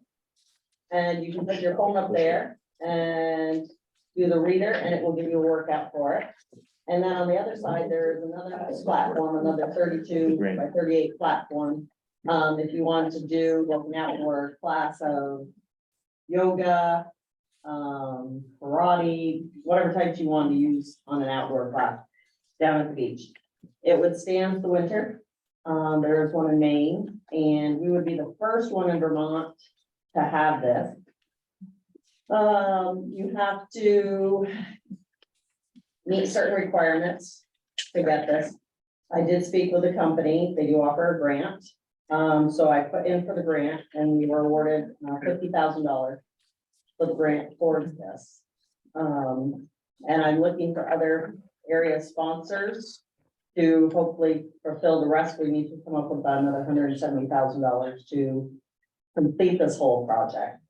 I am working with someone now and hopefully I'll know in the next few days if they're willing to partake in this project or not. So it's just getting the feel out there if the town or the select board wants to continue to do this, or if I'm just going to, because I'm getting a phone call tomorrow whether we want to accept the grant or not. Otherwise, Is that the deadline tomorrow? Or when? Tomorrow's the deadline to accept the grant. So I just need to know whether I'm accepting the $50,000 or if we are declining the $50,000. So I have a curious question. I was looking at the purchase policy and in there in the grants application section. And I'm just curious, like, first question is, do they do this every year? Like, this is for 2023. But I was just curious because, you know, I don't wanna be the naysayer or anything, but did the previous board sign off on applying for the grant? No. Okay. No, we discussed the grant. We went through the options to see if we'd even qualify, because like I said, you had to meet certain qualifications that we weren't sure we would. Sure. So I just got notification that we would be awarded the $50,000. Okay, and my question, I guess a question, oh, sorry, Nick. Yeah, you're no, first. it's fine. So if tomorrow comes and we accept the grant and then the community is unable to raise the additional funds, what then happens? That I'd have to look, or we could look into if people want to use the ARPA funds to put towards an outdoor facility. You know, and there is some stuff, you know, definitely looking at the prospects of where we want on the beach. And the second to that question is, by accepting that grant, is there a timeline in which we have to use those funds? Because I'm assuming that grant has some parameters around it regarding a timeline and or legal requirement. Yes, and I'm sure I'll get that Okay. information tomorrow, because it wasn't, the letter I got didn't specify anything Yeah. else. It just says that we got awarded the $50,000. Which is awesome. Frank, and then Brian. Oh, you said 170,000, is that above the $50,000 grant or including that? No, that's above. Okay. Where does this grant come from? Is it a state grant? Is it a federal grant? Is it a grant from the company? This is a grant through companies. It's a national fitness campaign. No, Oh, no. no. So it's part of a national fitness campaign that they're trying to do to get this going. So was it out there? We just thought we'd try. Well, that and MVP, right? So A MVP, lot of that, yeah. the health insurance is sponsoring it as well. I have a question. Cheryl, have you consulted with our grounds crew or follow up about maintenance costs by any chance? We talked with Todd a little bit about it. Like I said, we haven't got in too far with this. There will not be a whole lot of maintenance costs from my understanding. It can just be hosed off. The most expensive part they say on this is gonna be the concrete. And how long does the equipment last? That I can check into. I know it's quite a long time according to, you know, what they've said, because I was more concerned with the winters, how it would last in a winter, but they said Maine's has fared very well. And I think How old is, sorry, how old is Maine's? I don't know. I'd have to ask them. So, and you've been to these, you said they have them in Florida, correct? I've only seen commercials about it. I mean, that's kind of like what they have down here, but obviously a very different environment. I don't think it translates for what I see down here. nobody said what the total cost of the thing is and how much more you've got to raise.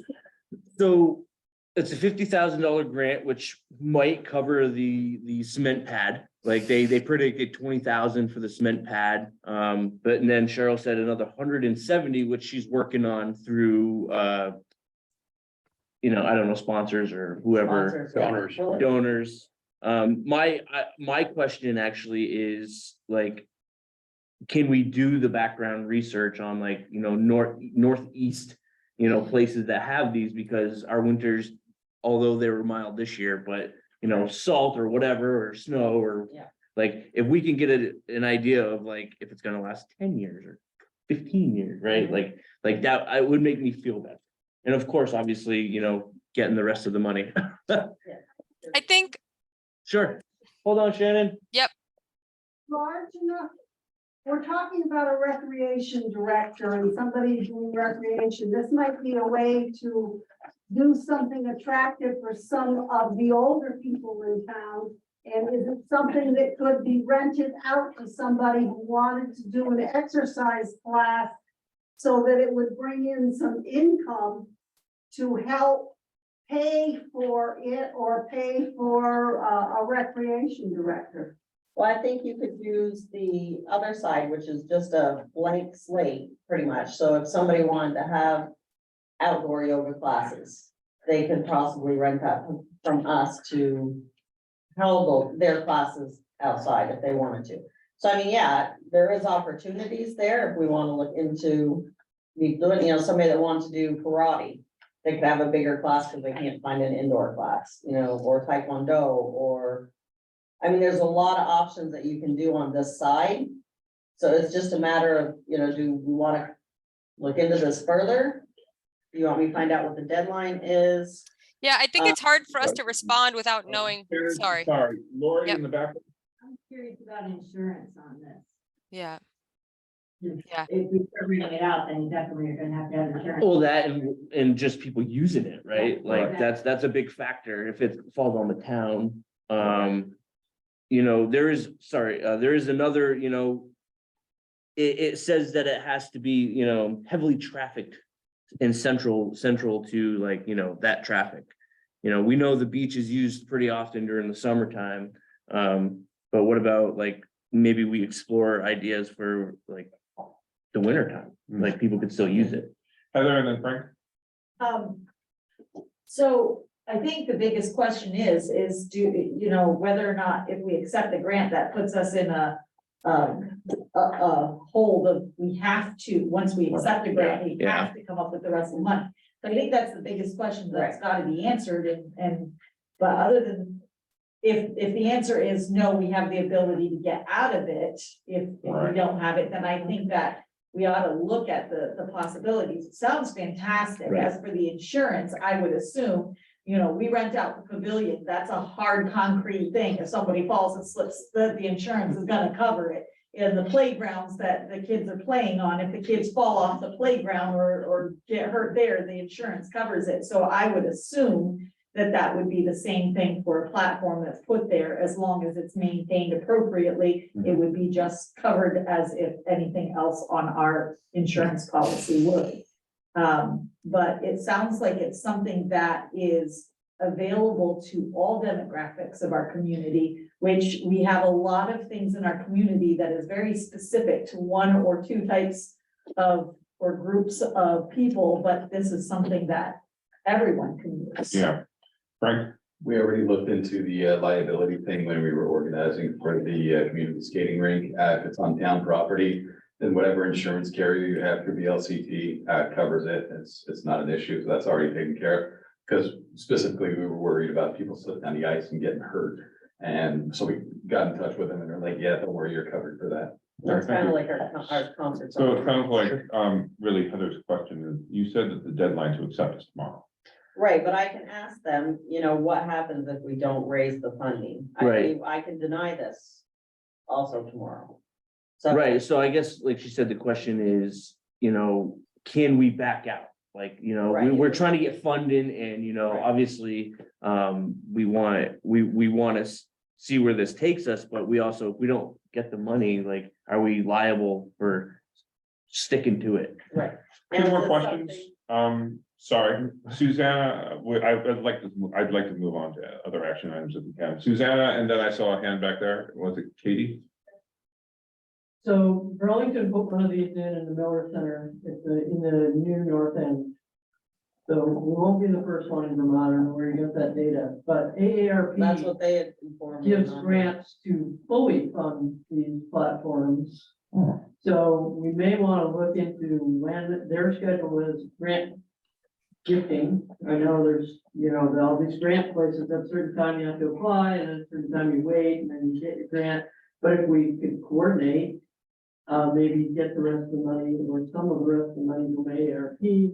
But timing wise, if that grant is good for another year, then, maybe next spring, we could get the rest of the money from AARP or Oh, something. we got one Okay, more where in did you there. say that one was? It's called the Miller Center, it's a park in the new north end of Burlington. Is it the same company? Because that might be a different Well, organization. it's probably not the same company, Yeah, but it's the it's same. Same. It's been out for a while. Yeah. Outdoor And fitness. they, Yeah. they have Oh, yeah. where they take you through, they have exercise. I did wanna move us on. No, I know. Yeah. We can take one more. Yep. Take Okay, Katie. well, that's good. to We'll know. take one more question, Katie. Just ask if you can defer it for a year, gives yourself time to see if you can build up and give yourself a deadline of in October, we have next time. Sorry, Jenna, I know that you had your hand up for a while. I didn't see you. Carl, did you want to?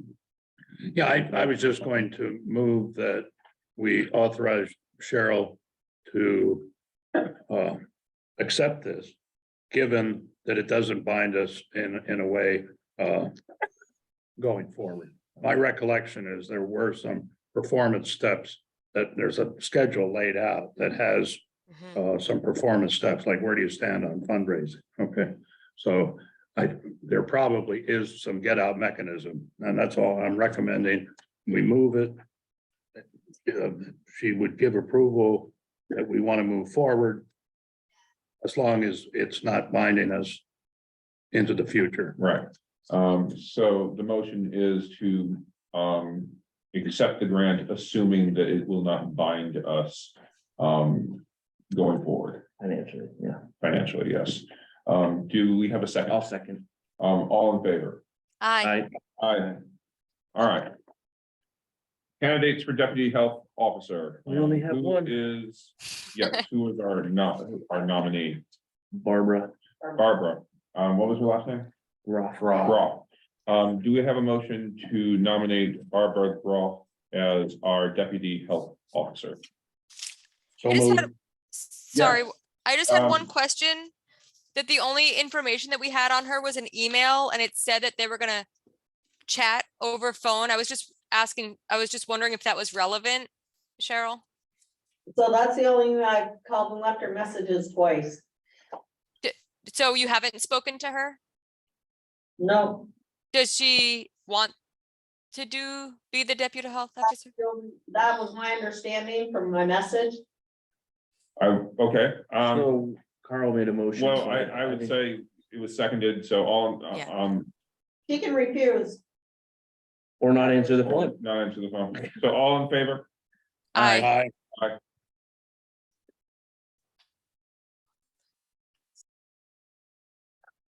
Ken Henderson, operations agreement. Here I am.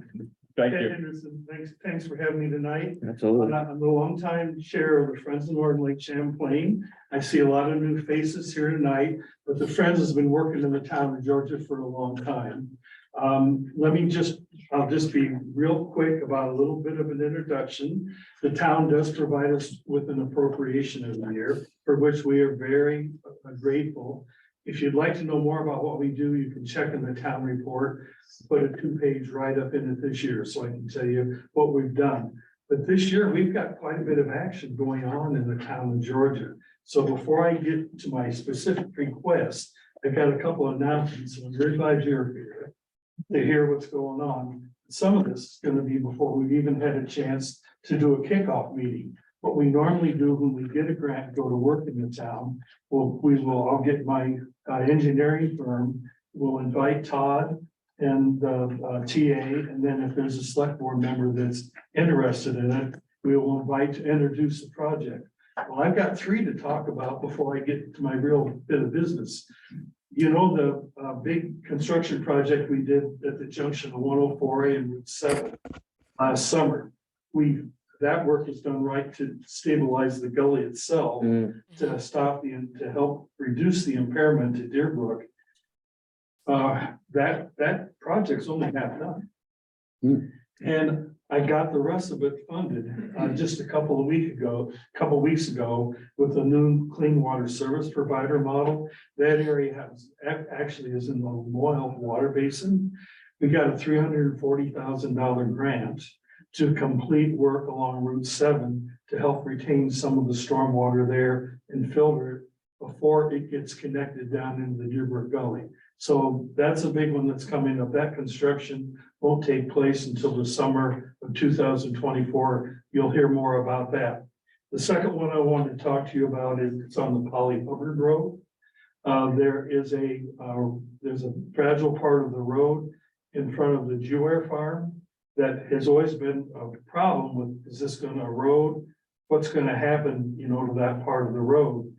And what's going to happen is I've got 100% design from the State Natural Resources Conservation Council. I got to read this stuff. There's too many of these acronyms, so I got to read it to you. But the idea is that bank, the Millbrook continues to erode down, and it's incising that stream bank. And what we've done is we're working with David Jeware on how to work with that stretch of the Mill River, and then further down we'll expand it onto some land that's not being used for farming right now, and we'll let the brook reclaim some of its edges down there. So that's a design. That's only design that's going to be this next year, and then we'll come back and we'll go back to the town, to the landowner, and we'll try to come up with a project there to help stop all the sediment running down Mill Brooks. The third one I want to announce is that with the clean water service provider model in the North Direct area, we were awarded another design on Millbrook on a stretch of road that's up toward the top on Millbrook, like where there's like 6 houses right in a row, and then you meet right under Jeff Boison's cornfield. Right. And what we're doing there is we're going to try to retain some of the stormwater and reduce the velocity of the water as it goes down to that corner of Millbrook and the Georgia Shore Road.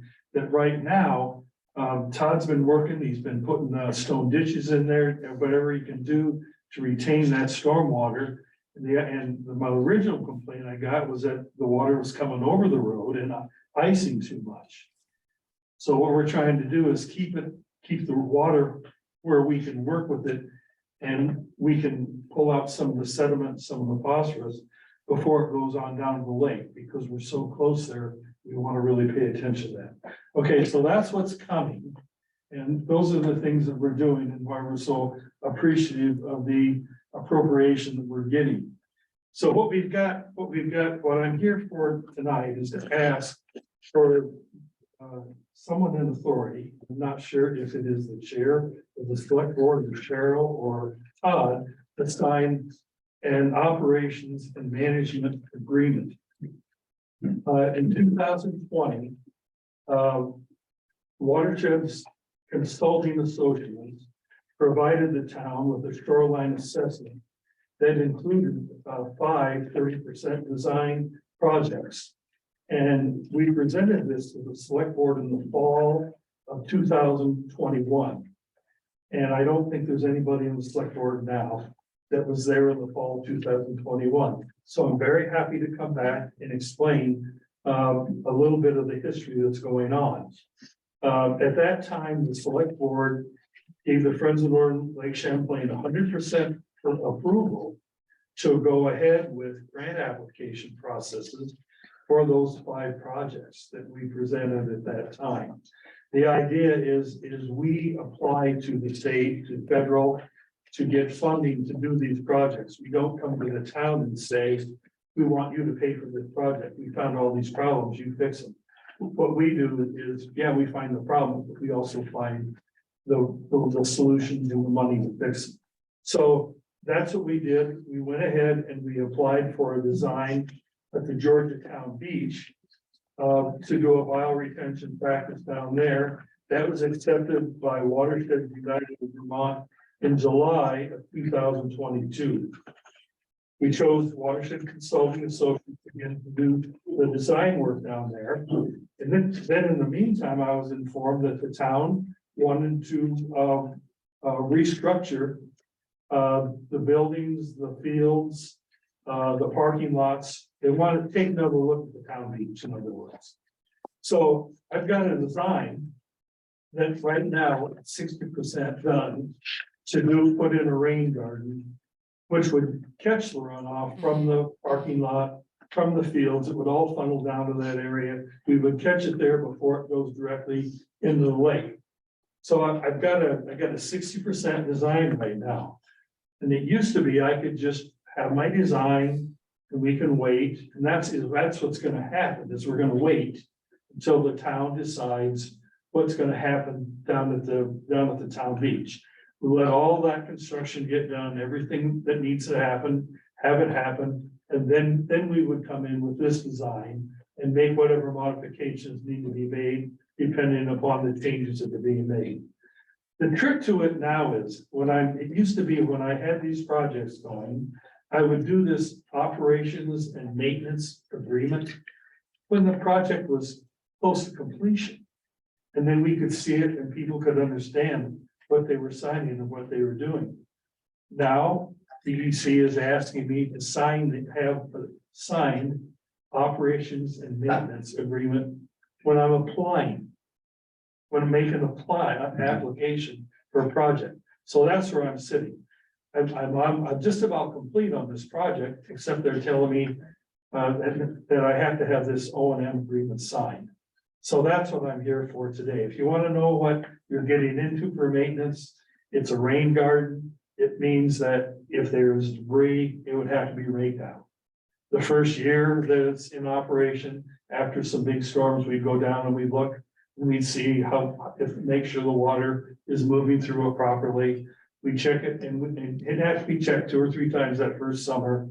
And then after that, it's probably going to be like a yearly inspection to see what it is and rake things out. The thing's going to last 20 years. And then you might have to replace some of the materials that are in it. But that's the maintenance that would be requested. And we're requesting that the town do that. Oh, So have you discussed this with Todd, the maintenance agreement at all or I not? brought it over to the office and I Okay. missed him, and I'm hoping that Todd got to see it. I asked him. I remember to get to seeing, see it. yeah, I remember seeing it from was it last fall? Yeah.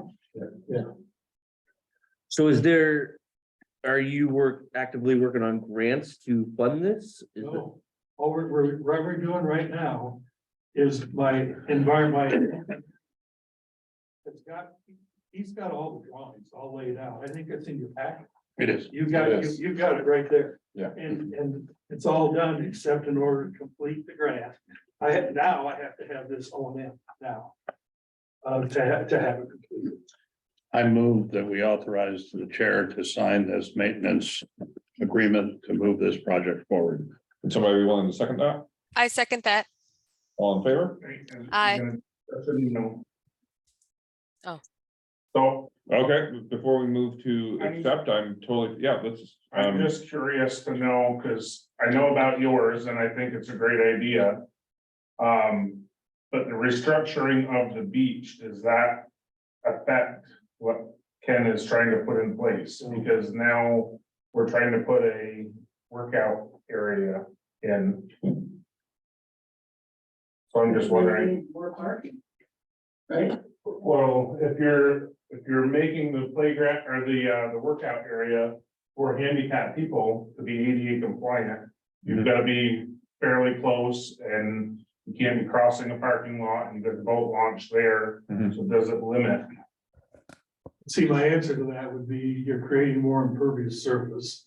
Susanna just from the back there said something about more parking. And all these are reasons why you would want to have a stormwater collection area. Well, I'm, Yeah. you know, Just because it's written this way. Once you get on the excavator and start building, that's when the real structure goes in the ground. right, but like talking to Cheryl of where, her idea of putting that was, is where your rain garden would be, where you would have to drive and access. See, there's always new information that's coming our way. So, And any engineering project that we do, we take it into account and we can certainly do that. Any further discussion? All in favor? Aye. Aye. All right, I will sign that for you.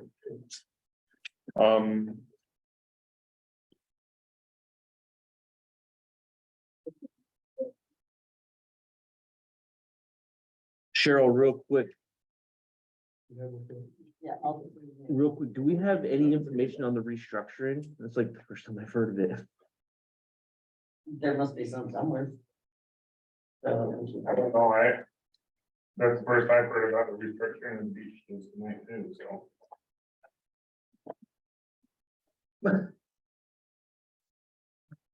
Do you need us to make a copy of it? Sounds like you're doing that, huh?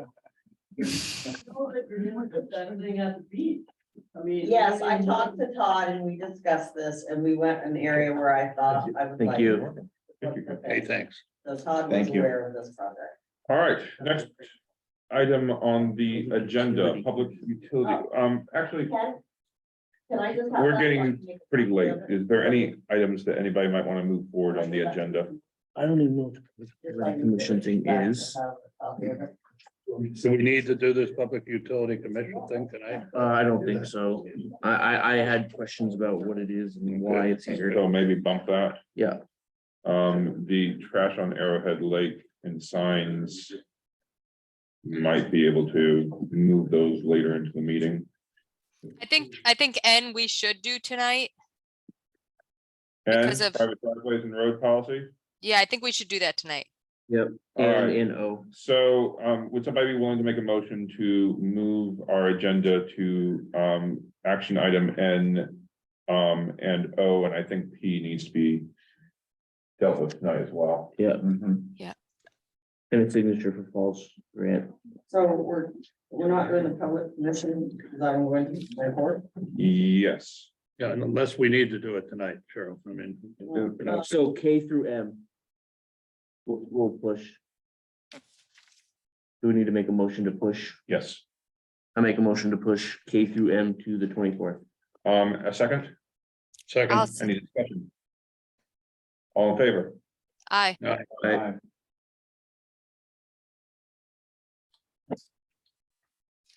So this one is Susanna over there, which we pushed to this week, or this meeting. Did you want to speak on that, Susanna? Sent you all the documents, I never heard anybody comment back. I think, I mean, I was there when we talked to Keith for this, so I think it's good. Okay. And Do you have so a question? do we have, yes, I was just wondering if Susanna could tell us what the major changes from the prior, because this was a policy approved in July of 2020 and then amended 28 March 2023. I take it that's what we're approving. And could she just quickly review what are the major changes, if any? At the end of a dead end road, you used to have the option to do a hammerhead or a cul-de-sac. The garden wants cul-de-sac only now.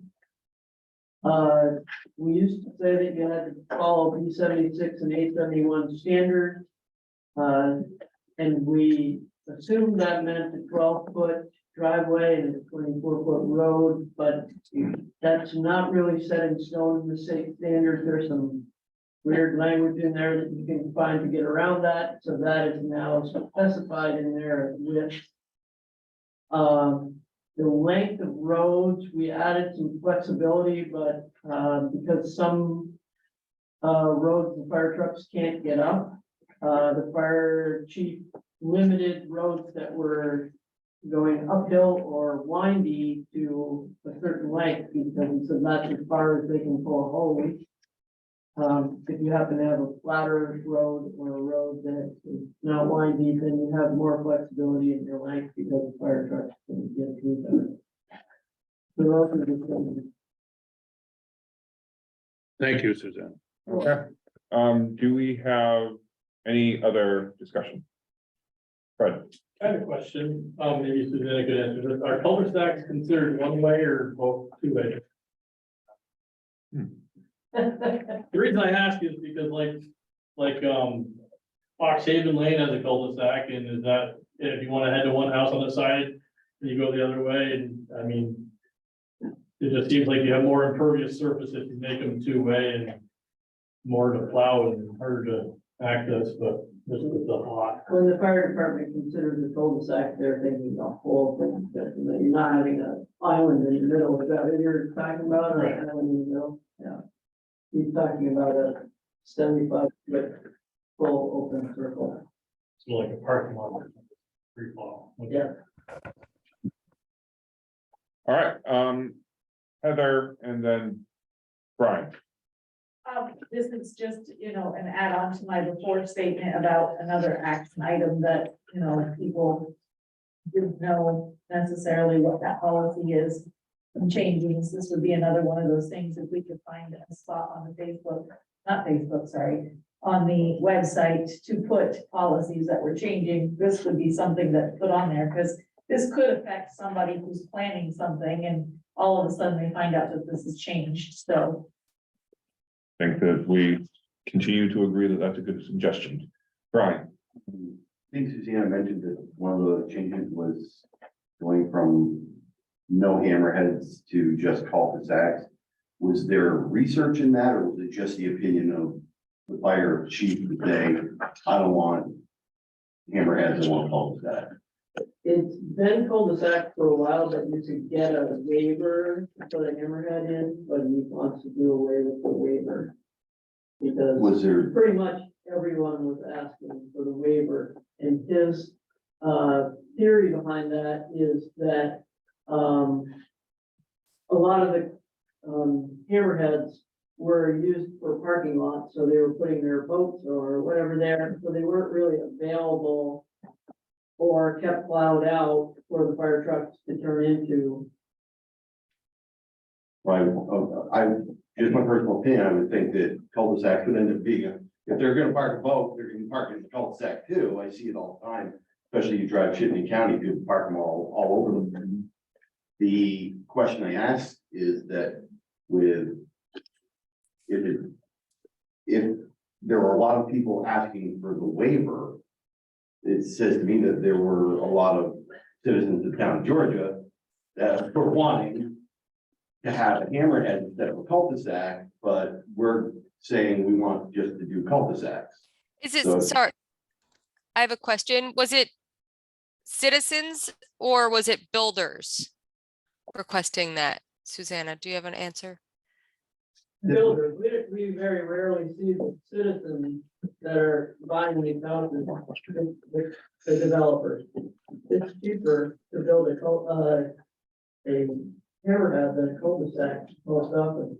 That is true, and that is a taxpayer's land in the town of Georgia who's able to save money for them, putting in a hammerhead instead of a cul-de-sac.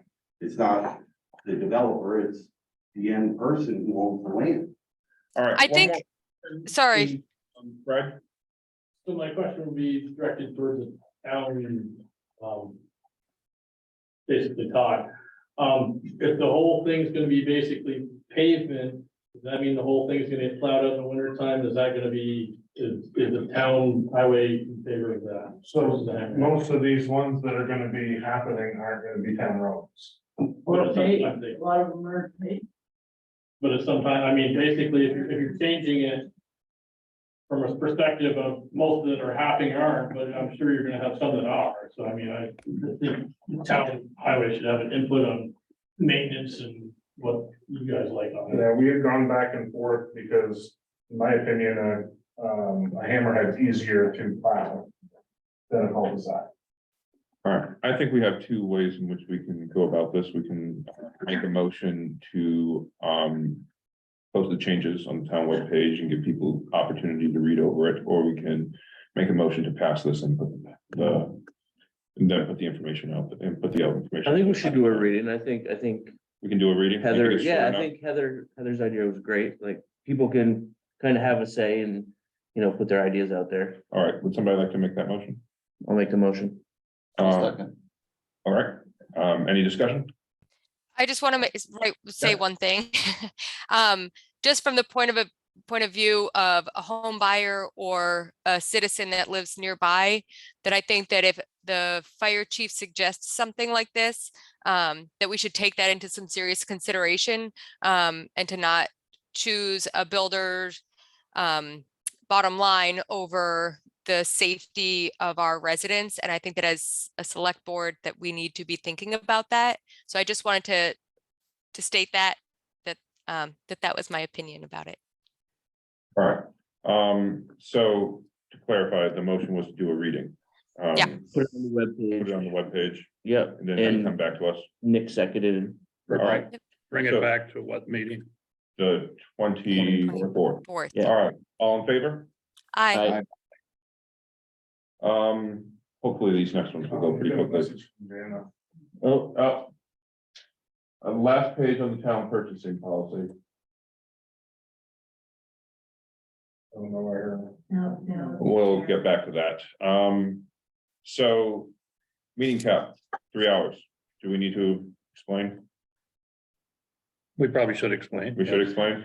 All right, So the idea is to just cap the meetings, so from 6 PM to 9 PM. So in my idea, that's gonna make it a little more efficient for you guys and for us. And it'll allow us to, keep the agenda shorter, and kind of schedule things out. And just, in my opinion, that's gonna make everything efficient. and if we need to go over, And we'll vote, if we need to extend, that I actually grabbed that from Milton's when their reorganization meeting, they capped it at 3 hours. So it allows them to, again, stay efficient. They don't kind of bloat the agenda and stay out till midnight and do all that fun stuff, but most of us have families and want to go home.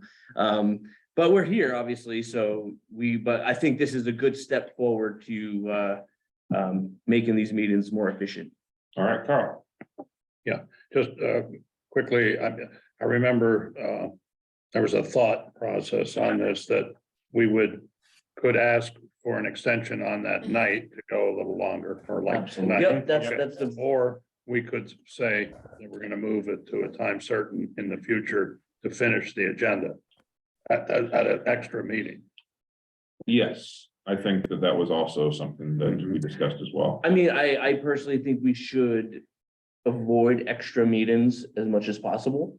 I agree with you. but, Like, you if know, we have a few things left on the agenda, then, that at the end of the 3 hours, we can vote to finish the few that's left. Or we can say, no, we want to push it to the next meeting. Okay, I was just bringing it up. 'Cause Sure. One of the reasons this agenda is so long tonight is because we didn't take up some of the stuff at the special meeting. Right. Because for the special reason, we didn't want to encumber the special meeting with a lot of stuff. Right. So at You're right. one point, you got to cover this stuff, okay? No, absolutely. So, and I think honestly, over time, these will get shorter and it will I just see you, Nick. smoothen Yeah, out. no, it's fine.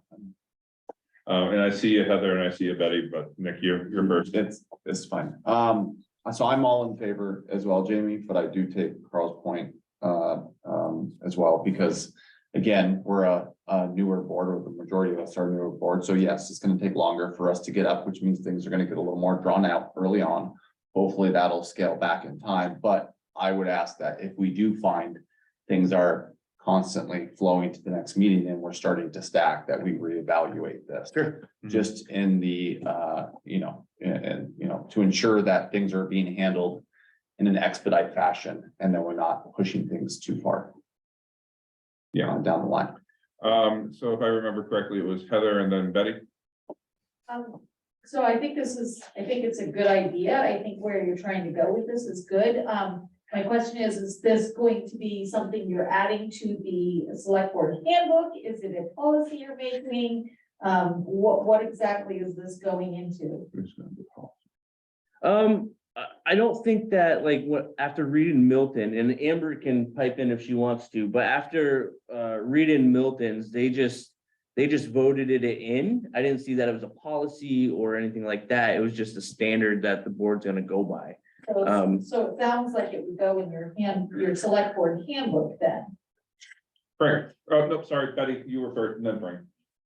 Are you talking about the open meeting? Because we've had a number of meetings where you've met with a lawyer for a period of time and taken up some of the time for that, so. Good question. It would be regular meetings, special meetings, like we try to obviously keep short, but for all open meetings going forward, all regular meetings, it would be like a 3-hour cap unless we needed to vote to move forward or stay. My concern is that people that come to the meetings to see what's going on and keep track of what's going on in the town come for that 3-hour period, and when you're missing for 2 hours the first time and it was over a half hour tonight, then that's inconvenient for us too. Oh. But I also understand that when you get tired, you make very bad decisions, so it's not a good thing to do. No, of course, and I think those are extenuating circumstances, right? I think, I don't know if that, I really hope that's not a normal thing with the lawyers. Right. But, oh yeah, so, I think if that happens, then we would just, want to just extend the time, for the open meeting, like, I think what Milton does is they will vote to go into like executive session or something like that, but a lot of times, they just don't, right? Like they have efficiency, like really good efficiency. That's why, the website is from Civic Plus, which is what they have, right? And it's very user friendly. So like, I like to think that, we can get there, and, small steps will get us in that direction. I'm hoping. Yeah, also. All right, right. So on the board that I'm a part of, the way we usually do it is at the beginning of a new session. We select what our regular meetings are gonna be. So in this case, it's always the second. Tuesday, Monday. Second and fourth. Mondays. So yeah, we define that, and that's redefined it's specified in our bylaws. And we redefine it once a year, and we usually just carry it over. It's just at the beginning, we're like, and it sounds like that would be an addendum to that. Basically, you'd be updating that policy. So I guess that's how you would. Right, so because we have Nick, we have to, I think do we by law have to do a reorg again? Yes. So we're gonna have to schedule that at some point, and we can vote on this now, or we can do it then. It's totally up to the board, how they want to go about that, but if we do it now, then we can just kind of not do it then. Yeah. Let's do. I'm just sorry. Yeah, yes, Carl, and then Brian, because you haven't spoken yet. I think it's a great idea, guys. Trying to keep it to 3 hours and call an audible if you need to. Yeah. I mean, I think that's what you're talking about. Yeah, absolutely.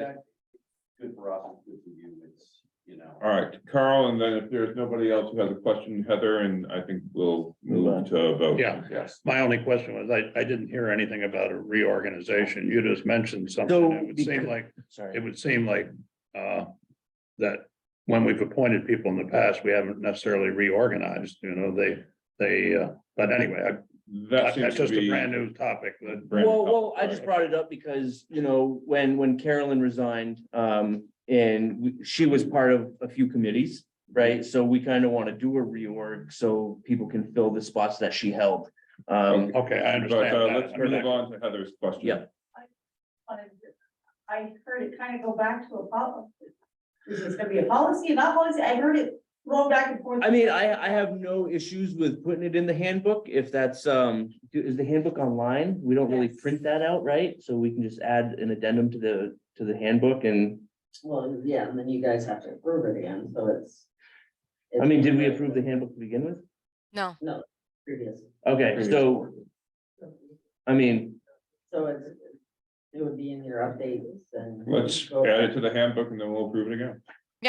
so we gotta, So we'll have to revise, if we're gonna approve it, we might as well revise the whole thing, and so the board will have to look at it and any how rewrite. many pages is it? It's in the black binder I gave you. Okay, no, that's okay, that's okay. Yeah. So you already killed the tree to give it to us, so, we won't kill more trees. I do have black binders for. yeah. So, So how would you like to make the motion? I'll make a motion to, cap the duration of our regular meetings from 6 PM to 9 PM. And then vote to extend if necessary. And, okay. Second. And we'll make the addendum in the handbook. All right, all right, no further discussion?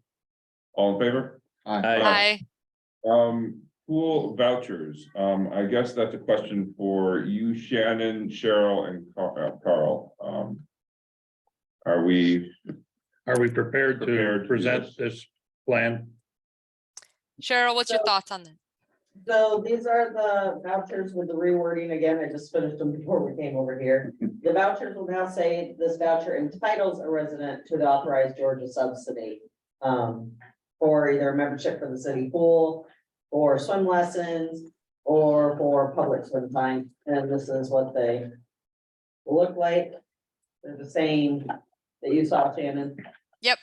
The verbiage just changed a little bit. They're a business side card. They'll Is there- have. Is there different still colors. three types? Yeah, there's Okay. the pool voucher for the public swim, the lesson pool voucher, and the family membership pool Great. voucher. Okay, Question, should it say subsidy or like resident rate? Because it is a subsidy for It is a them. subsidy. Okay, yeah. Okay, Yeah. I mean, it was just a question. Yeah. Okay, so Are you, Susanna has a question. Those are one-time use, Kurt? They'll, You'll turn them in when you. So you'll pick up a voucher, either from the library or the town clerk's office. You'll have to sign, kind of like a sign out sheet, sign up the voucher. You'll bring it to the pool. They'll accept it up there, and at the end of the month, they will bill us. Plus return all the vouchers that were turned in. turn it in when you do. Yes, and then they'll give it back to the office and they will all be numbered. So these do not have the numbers on them, but they will all be numbered, so we know which number the person has taken out. and did we agree that they were gonna be both at the library and the town office? That's the Yes. last Right. revised it. Okay, Yes. just wanted to just put it out there for the, So yep, there'll be sign out sheets, ones that will be at the library, ones that will be. at the- okay. So what we are going to need a motion on is to just prove to put this in, get this going. yeah, I Yep. move that we approve the recommendation from Shannon, myself, and Cheryl that we, the 3-ticket, voucher system that we've just described and get it into effect as quickly as possible, because, many citizens in the town are anxious to get this started. And that's why we've sort of cobbled this together at this point in time. I'm sure other questions will come up, but I think this is a good start to the In system. the best interest of. Oh, Yeah, I was just gonna say, you've got 7 questions that I don't think anybody's answered, so if you guys are moving on to different topics. You may have questions on other topics that you've already done. Go to the chat section. Sorry, technical difficulty Yeah, there. right there, chat. The bright red.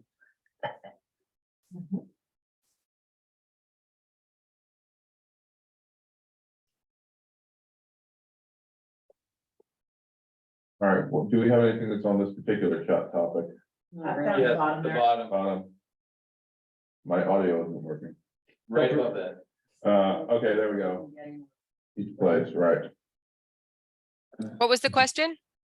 What prevents folks from getting a voucher at each place? So I believe that, I mean, I think that can happen. The thing is that once you use the voucher, when you bring it to St. Albans Pool, they take the voucher. You still have to pay your in-town tuition or your in-town rate to the pool. So when there's a single-use day pass, you'll have to take out a pass or sign them out every time. For something like the family pass or the season pass for a family, that you just take out one time and you pay, I believe, it was something around $200 for a family for the 3 or 4 month period. We don't Hey, have Shannon. clarification on that. Yeah, Just a question, the Yeah. way I read that question was. Sorry. What if, I think she's thinking that people may abuse it by going to each location. Oh, they will have to sign it out. They'll get a verification. They sign out the sheet. I mean, I can't imagine that this could be abused to the point of us having an issue with it, just because someone can repeatedly take out a single-use day pass. After 6 times, it becomes more cost saving for the person to take to buy a season pass or a family pass, whatever it is that St. Albans pool offers. But we don't have a limit on how many times somebody can go to the pool. Okay, hold on, let's ask Frank, Heather, Katie, and then Heather's questions. And I would like to move on to a vote if we can. So why don't we start with Frank there? So it sounds like people are signing it out, therefore there's a record of who took it out. So, I mean, abuse would become obvious if that was the case. There's 2 different sign up sheets. Yeah, I So, know, but I mean, at the end of the month, you look at the 2 and you're like, well, this person. Sure. So it becomes Yeah. obvious. Yeah. That it's really at their own risk. Heather? What's to stop them from checking out, signing it out at the library or signing it out at the town office and then handing it to somebody else and having somebody else who's not a community member go and use it? I can answer that question. The town of St. Albans, or the pool at St. Albans, asks for a second form of identification. It doesn't have to be a driver's license because not everyone has a driver's license, but it has to be a second form of ID. And the town will, the St. Albans pool will then verify that they are a Georgia resident. So there's 2 places that we are checking that they are Georgia residents. Okay, So they will have a vote, resident list there too, so that when you go. No, they don't have a resident list. That you just have to prove at the St. Albans pool that you have a Georgia residency through mail or your driver's license if you have one, some second form of ID. Katie. I'm sorry, I hope I got your name right. Never mind.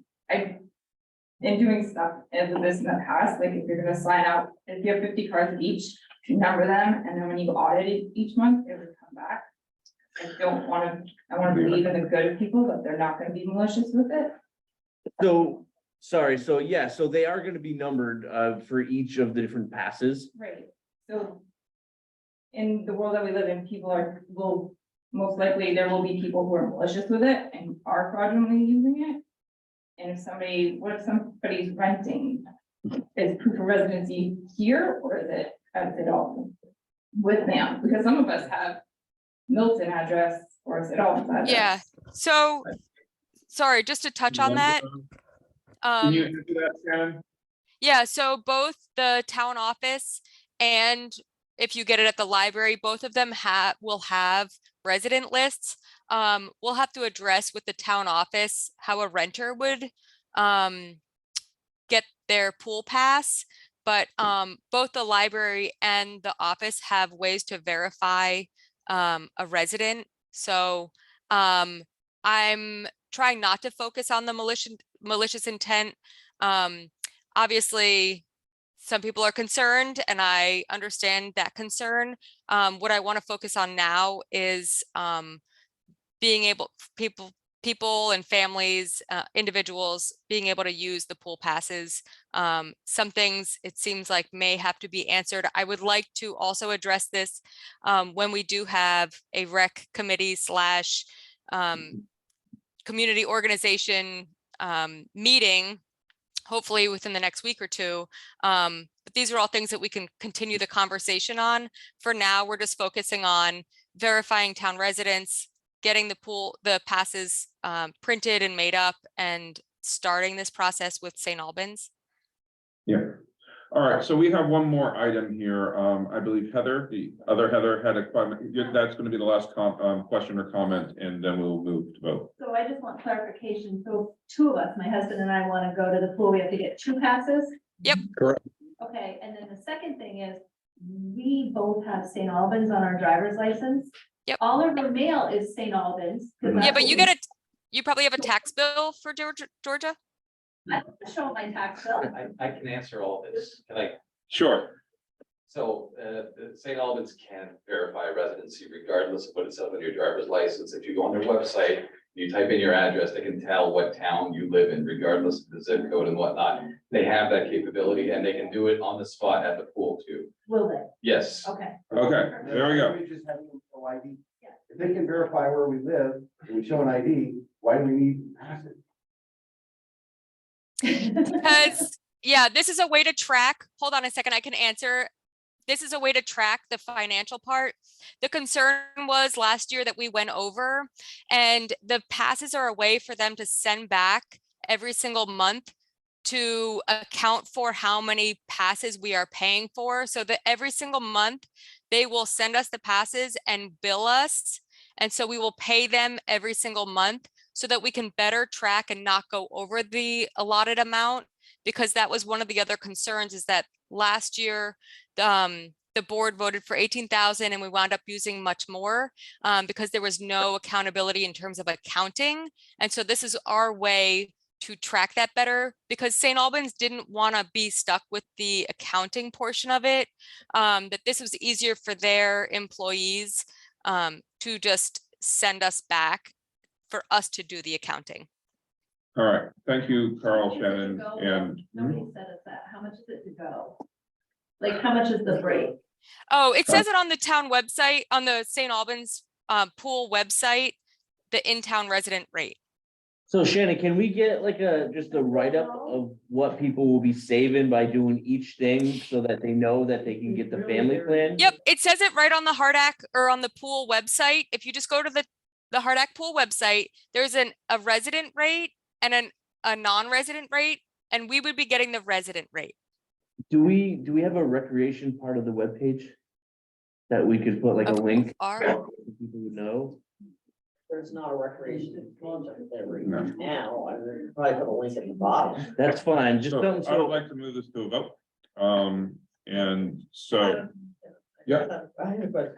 So am I printing these out now, laminating them, do the sheets and giving them out as soon as? That's the gonna be, week, or is if the that- vote is positive, that's correct. And that's why I would say it.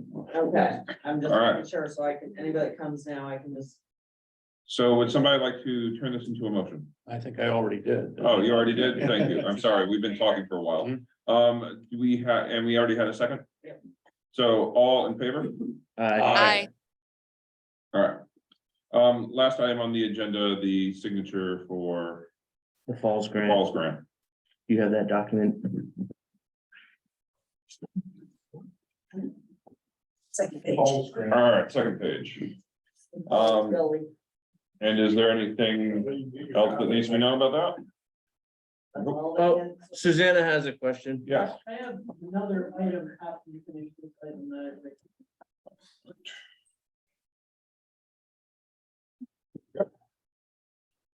Keep her pen. No, that- Okay, before we move on, Susanna, yes. It's come to my attention that the junk ordinance is not on the agenda. I heard that it got taken off the table, but I don't see that in any minutes. So if that is taken off the table and you're going to discuss it at the next meeting, it would be nice for the public to know and for that to be on the website so that they're ready to discuss it. I don't want to have it come up and say that we can't move on it because nobody's seen it before. So make sure that the junk ordinance is available to be viewed and on the website. And Well, on that the and agenda. was it in the minutes? Like, I don't remember seeing. That's what, made a motion on it. Yeah, we moved it. right, I remember that. Pick it up off the table and go to it. I think that we can honor that request. All right, do we have any? So So, those minutes, we don't even have, that was from special meetings, so those minutes won't be out until. oh, okay, okay. Okay. Change those. Okay, do we have any subcommittee reports? Nope. I'm assuming, We kind of just did it. okay, any other items? I think we just did that as well. Next, yes, How are we doing on police services here in town? Where are we with that? we just re-upped for the Vermont State Police. That And was what we- Milton. and Milton. That's why we had a special meeting so that we could meet the deadline. Okay. And they both. Yeah. So to be Milton and. State police, yeah. 8 hours and 4 hours respectively, so that's my recollection. So we get a total of 12 hours of patrol. I've seen a few state police, lately, so Yeah. that's good. Next meeting will be Monday, April 12th and 24th. No need for executive session. Do we have a motion to adjourn? So move. Second, Second. all in favor? Aye. Thank you, everybody. That was great. We got through a lot of stuff. We did, now we need to, I know that The fire, so I'm just taking it in. Nick, technically, we should be congratulating you, but I'm gonna say thank you. You're stuck now, bro. He's stuck now. Great seeing you again, Norm. Okay, right. Thank you so much for stepping up. Thank you. We've known each other for years. Yeah. Ex-military. I know, I saw that. He was telling me. Anyway, I appreciate it. I did feel. So I actually got surprised at how much good. Okay. Yeah, and that's the reason we're here. We came to that meeting, so I was expecting. These other people. No worries. I'm actually hoping to let him know, like, the knowledge that he has this. It's gotta go. I sure hope so. Shannon. Hi. I can only see your back. It's just super weird zooming in. I just want to let you guys know that. Hopeful that you guys are doing good, but you guys are in order. Thank you. You're gonna have to chat over the phone. Because Great meeting tonight, though. I think it went well. I think it went super well, actually. Yeah, it was great. Probably. Yeah, those are my notes. Look at All this. right. Half a tree. What? Half a tree. Oh, I know. I'm trying to read it all, but I have all these. Well, because I'm just on your back. yeah, They look almost. They really do, but mine's more expensive. have a. We get what